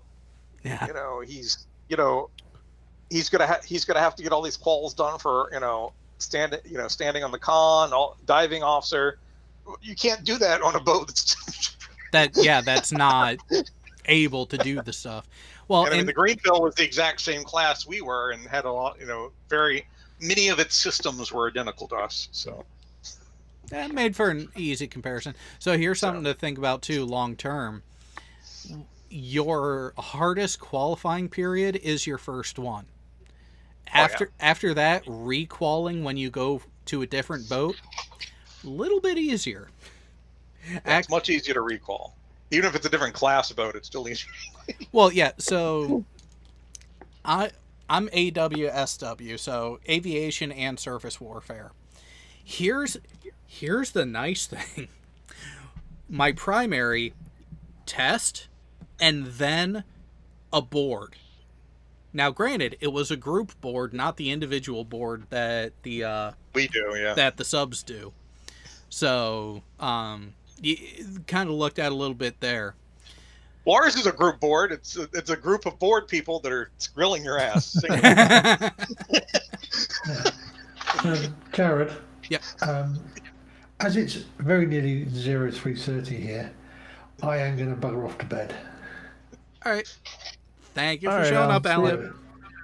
We'll see you later. Yeah, later, guys. Have a good one. But so it helps to bring goodies. That's all I got to say. Yeah. So with the process for getting your warfare qual initially, you go through the check. You go through the book. You get your signatures. You learn the stuff. You study it.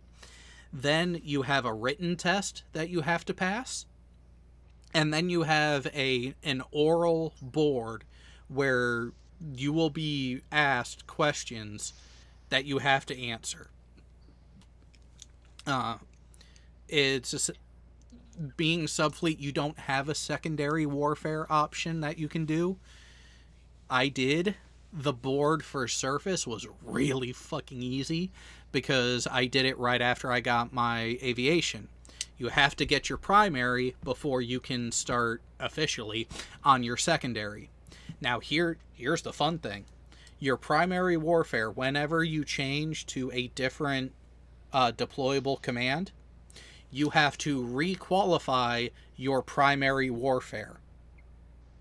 But the requal, you still get the book, you still get the signatures, but you only have to take the written test. You do not have to do the board. So that's one less wrench in the machine there. Yeah. So, But sub calls, there's no paper test. It's just the board. I got It's a easier question. recalling though, because it's mostly just signatures and recall. But What's worse, say a non-qualled enlisted or non-qualled officer? depends on the amount of time you're talking. Talking delinquent, or No, just just talking in general. they're both dubs, but I don't know what you're asking. Like which ones did you have more disdain for? Like the enlisted ones or the officer ones? Well, you couldn't express the same disdain to the officer ones as you could to the enlisted ones. At least I, as an enlisted, couldn't express the same. Yeah. Well, so here's a way to look at it. A non-qualled enlisted has more of a direct impact on you than the officer.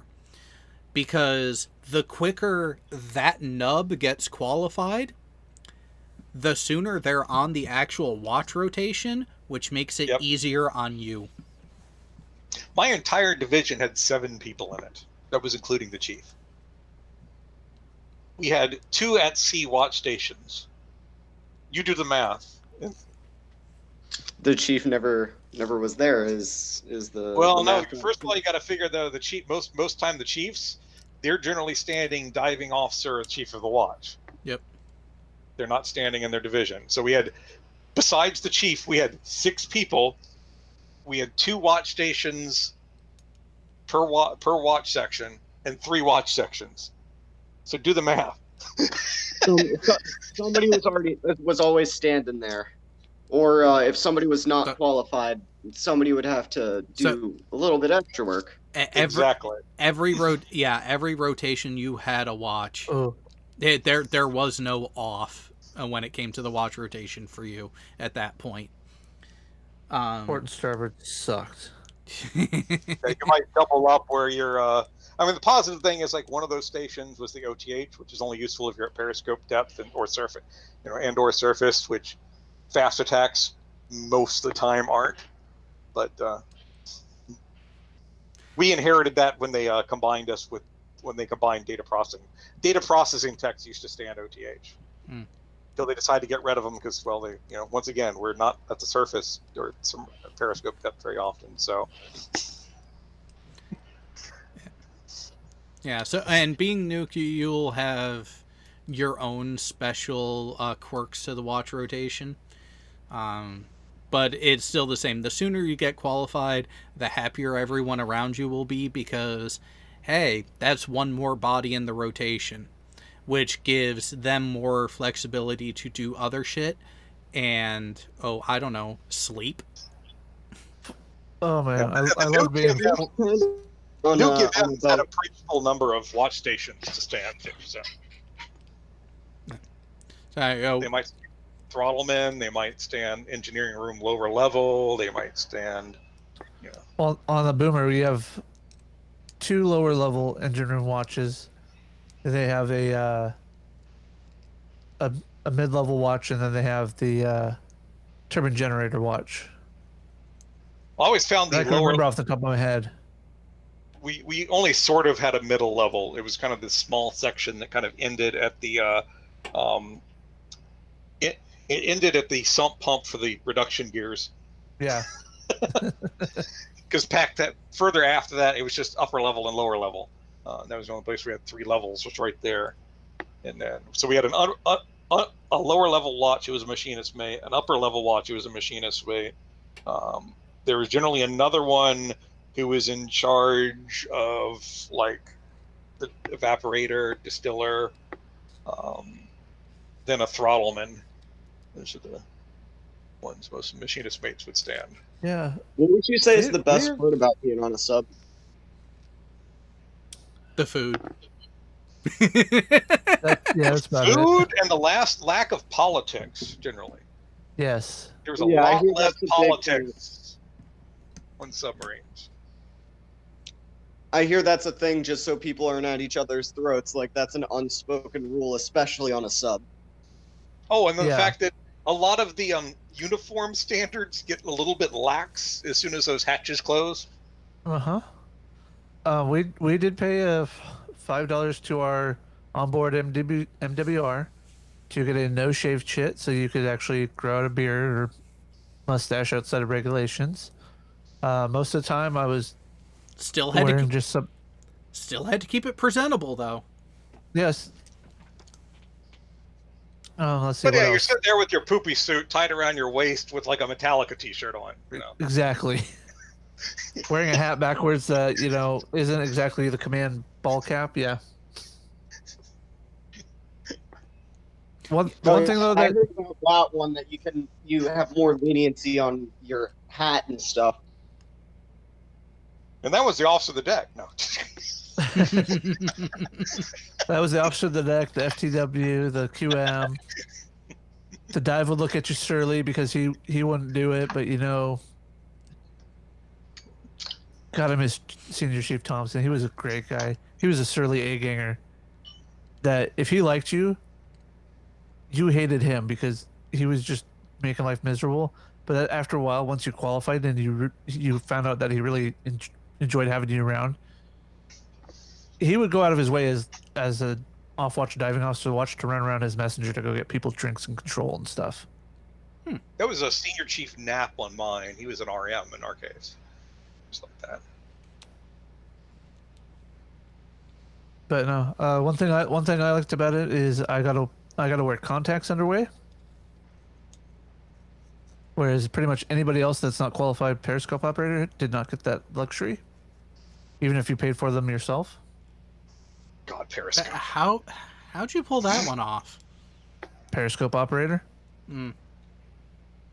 That was still one of my absolute worst watch standing things ever.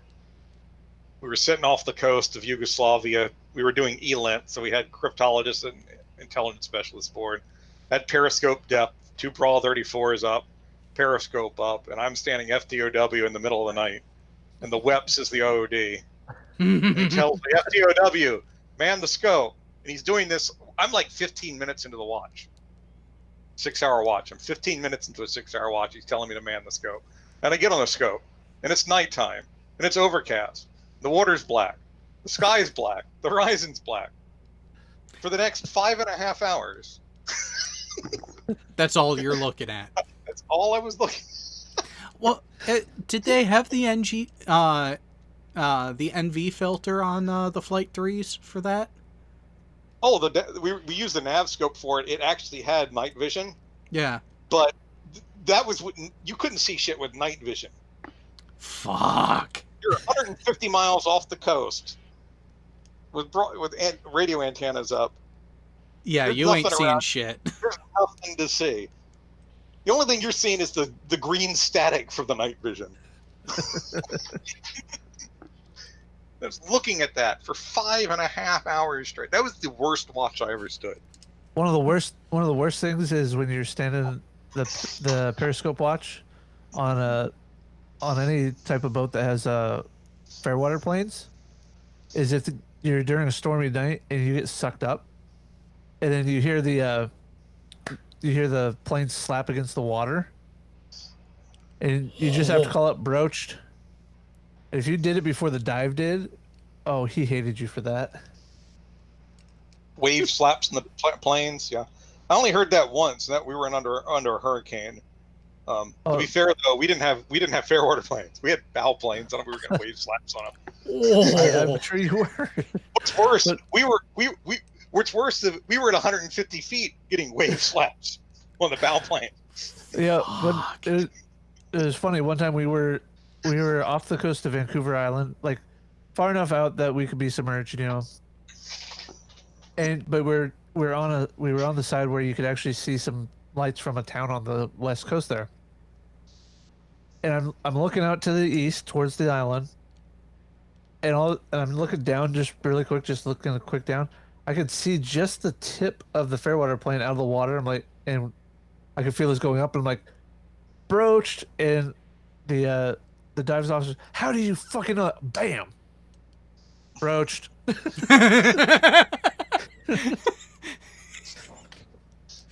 They're just like, motherfucker. I was just like, sorry. And I think it was a first class who just qualified dive too. That's your job, dive. You're supposed to keep us. It's a dive only job. Is that broach thing like a game or something? Like where you try to beat them or something?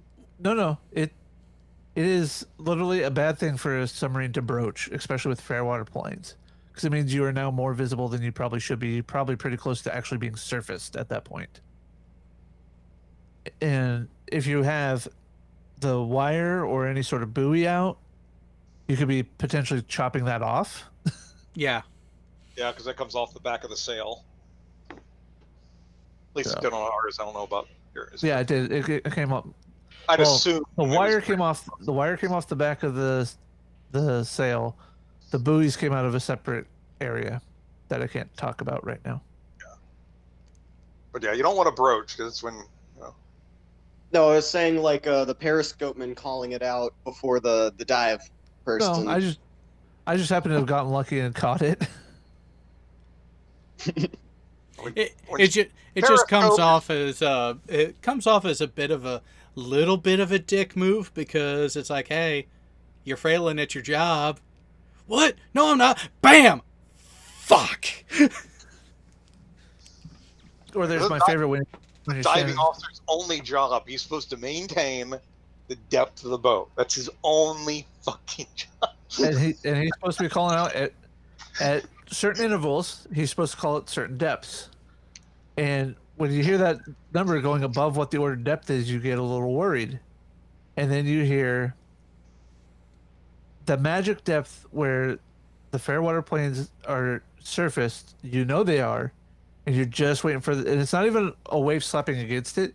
It is them coming back down flat, hitting it. Like if you were to put your head in a pool of water and have somebody slap bare palm on the water, what that sounds like.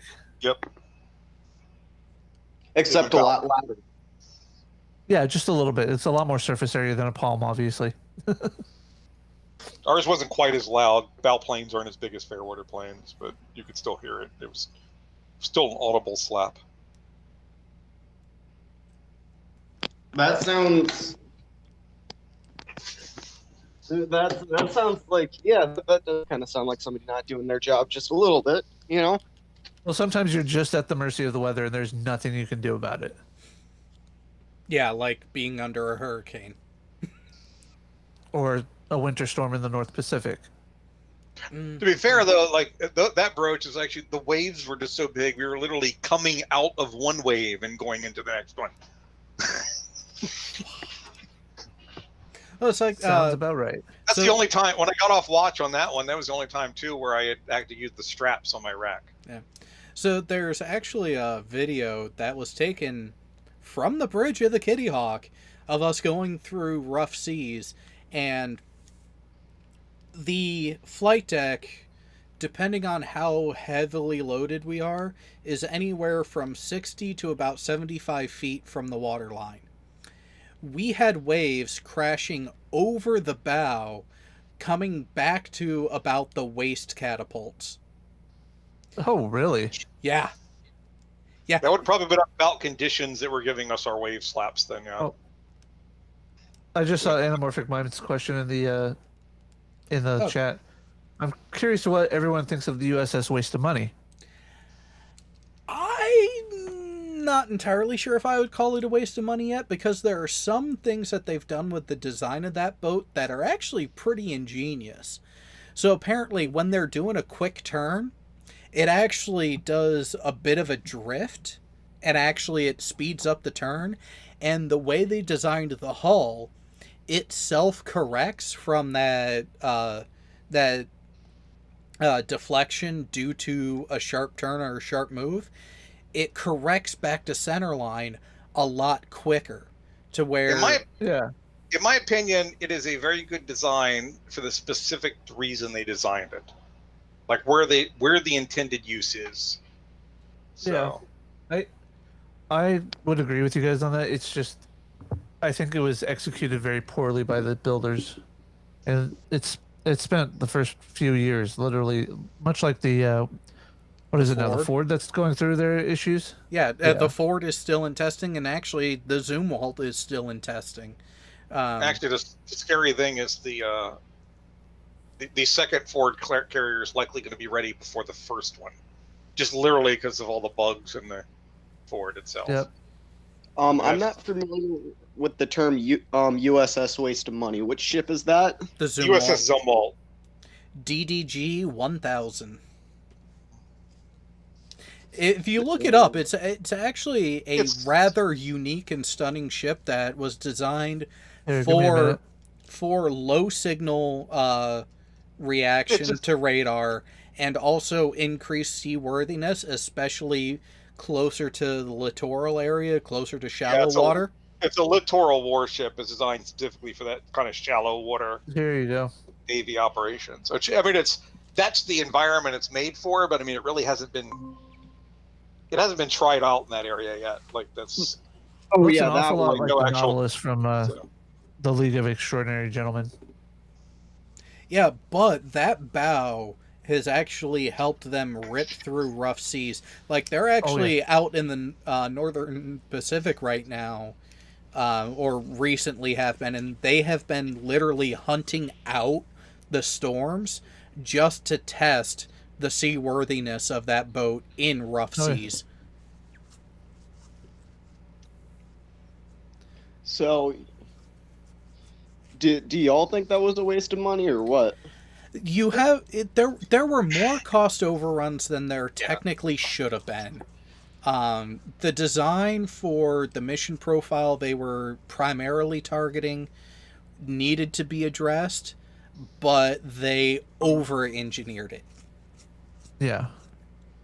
It kind of falls in with almost any type of, like, when you're especially going out and trying to do something so drastically different than what you've done with it, which is what we kind of need to do. If you look at it, like, all the hardware we've been using right now is literally stuff that was initially designed to combat the Soviet Union. In It was the basically to 70s and fight a 80s. war. It was basically designed to fight a war that's never going to happen at this stage, and to fight like enemies we're not going to have.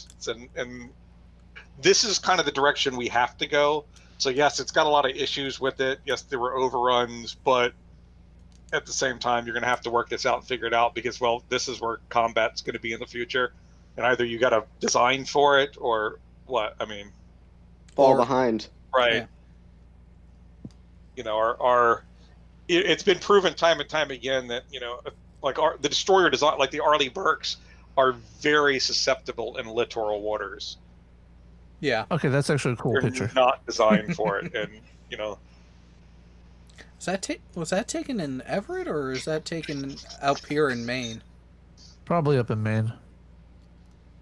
Because it was built up this way at Bath Iron Works. Yeah.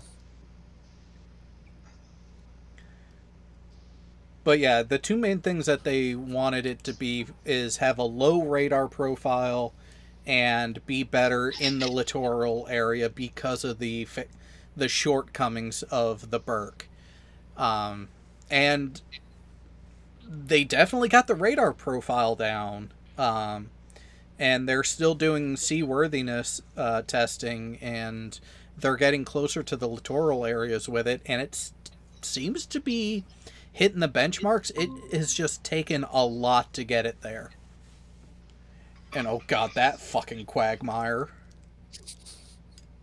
I've got another question for all of you. What is your favorite story from your time in the Navy? Can't say it on air. Yeah. Those things kind of get frowned upon. Are they that bad, or? I don't know. Maybe I could tell you I don't know about. if there's a thing for statute of limitations on this, so. I'm not sure of the appropriateness of it. But I know I've told it before, but it's generally been off air. Right. No, I understand that. It's just frowned upon to talk about those? Well, there are some things that will happen that you'll recognize. Not exactly for public consumption. Because I believe I've told everybody about the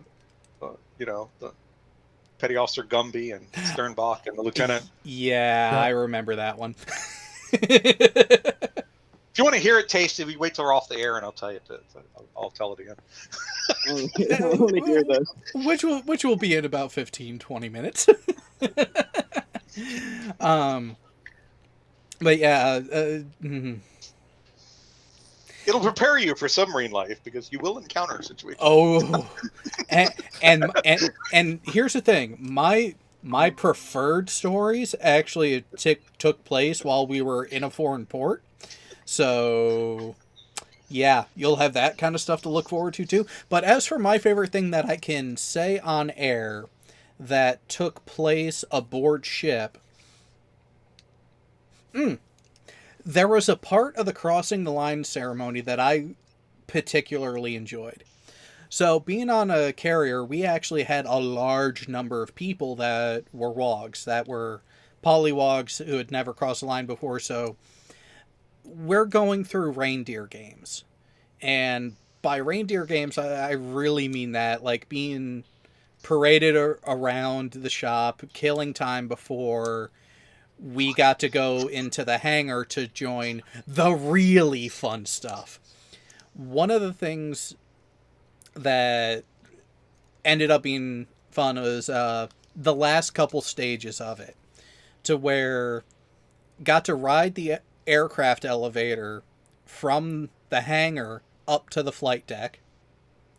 But as we were coming up, we were getting hosed down with freshly pumped in seawater.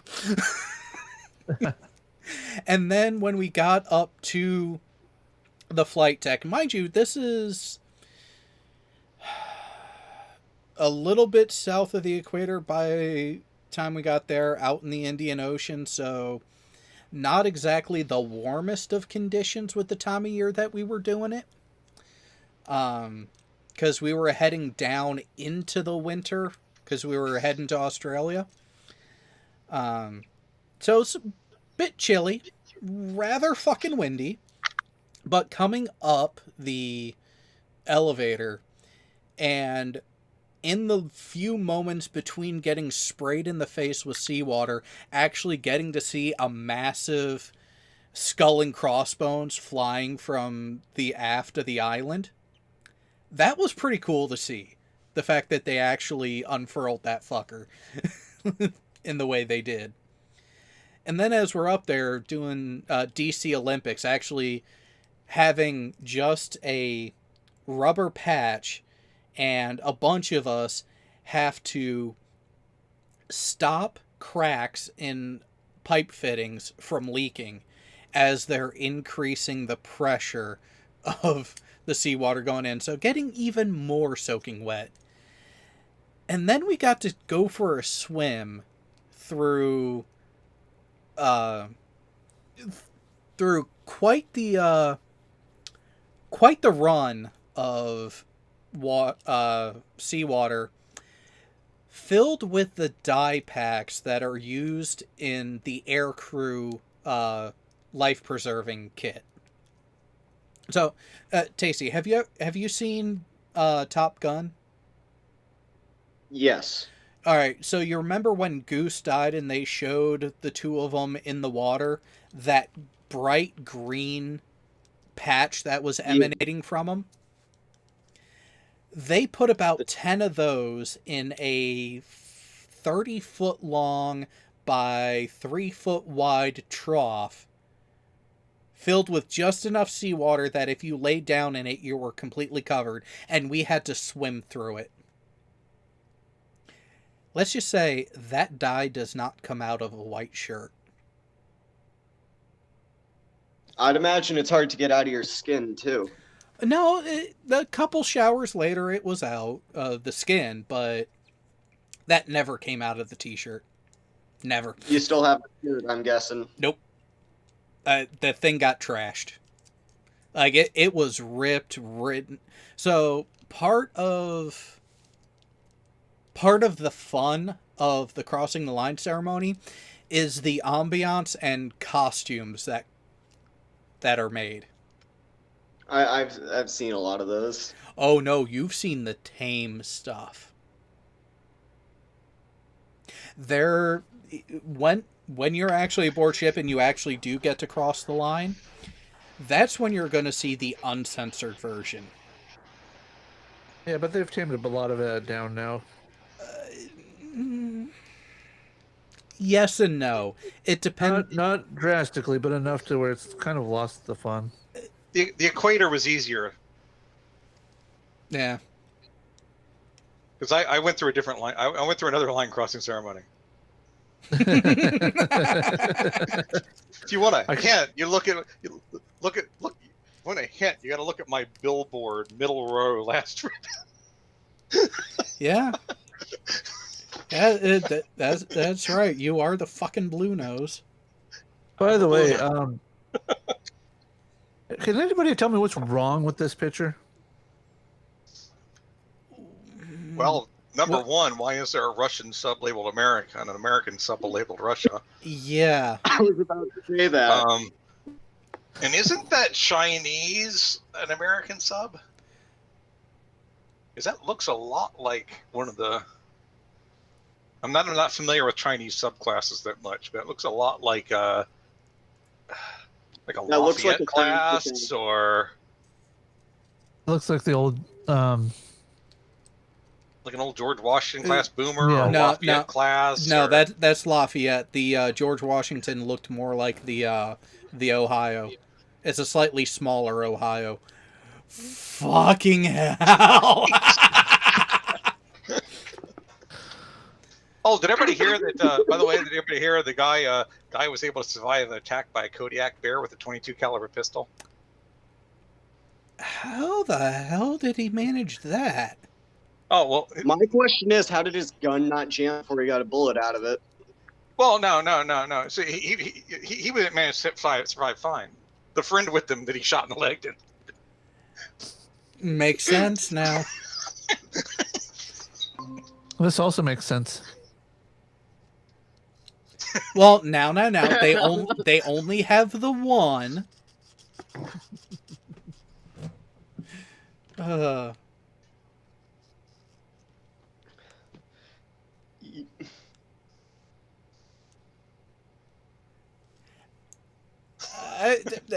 It's not wrong. Did you know that there's? Oh wait, no. That's literally the joke I was about to say. Actually, let's go this way. There we go. Yeah, I could see that being Russia. Yeah. Those things are Hey, huge. Putin had to get to Sochi somehow. They couldn't. They don't carry as. They don't. Well, they don't carry as many missiles as Ohio, but they're still huge. The missiles they carry are huge, though. God damn. Oh yeah.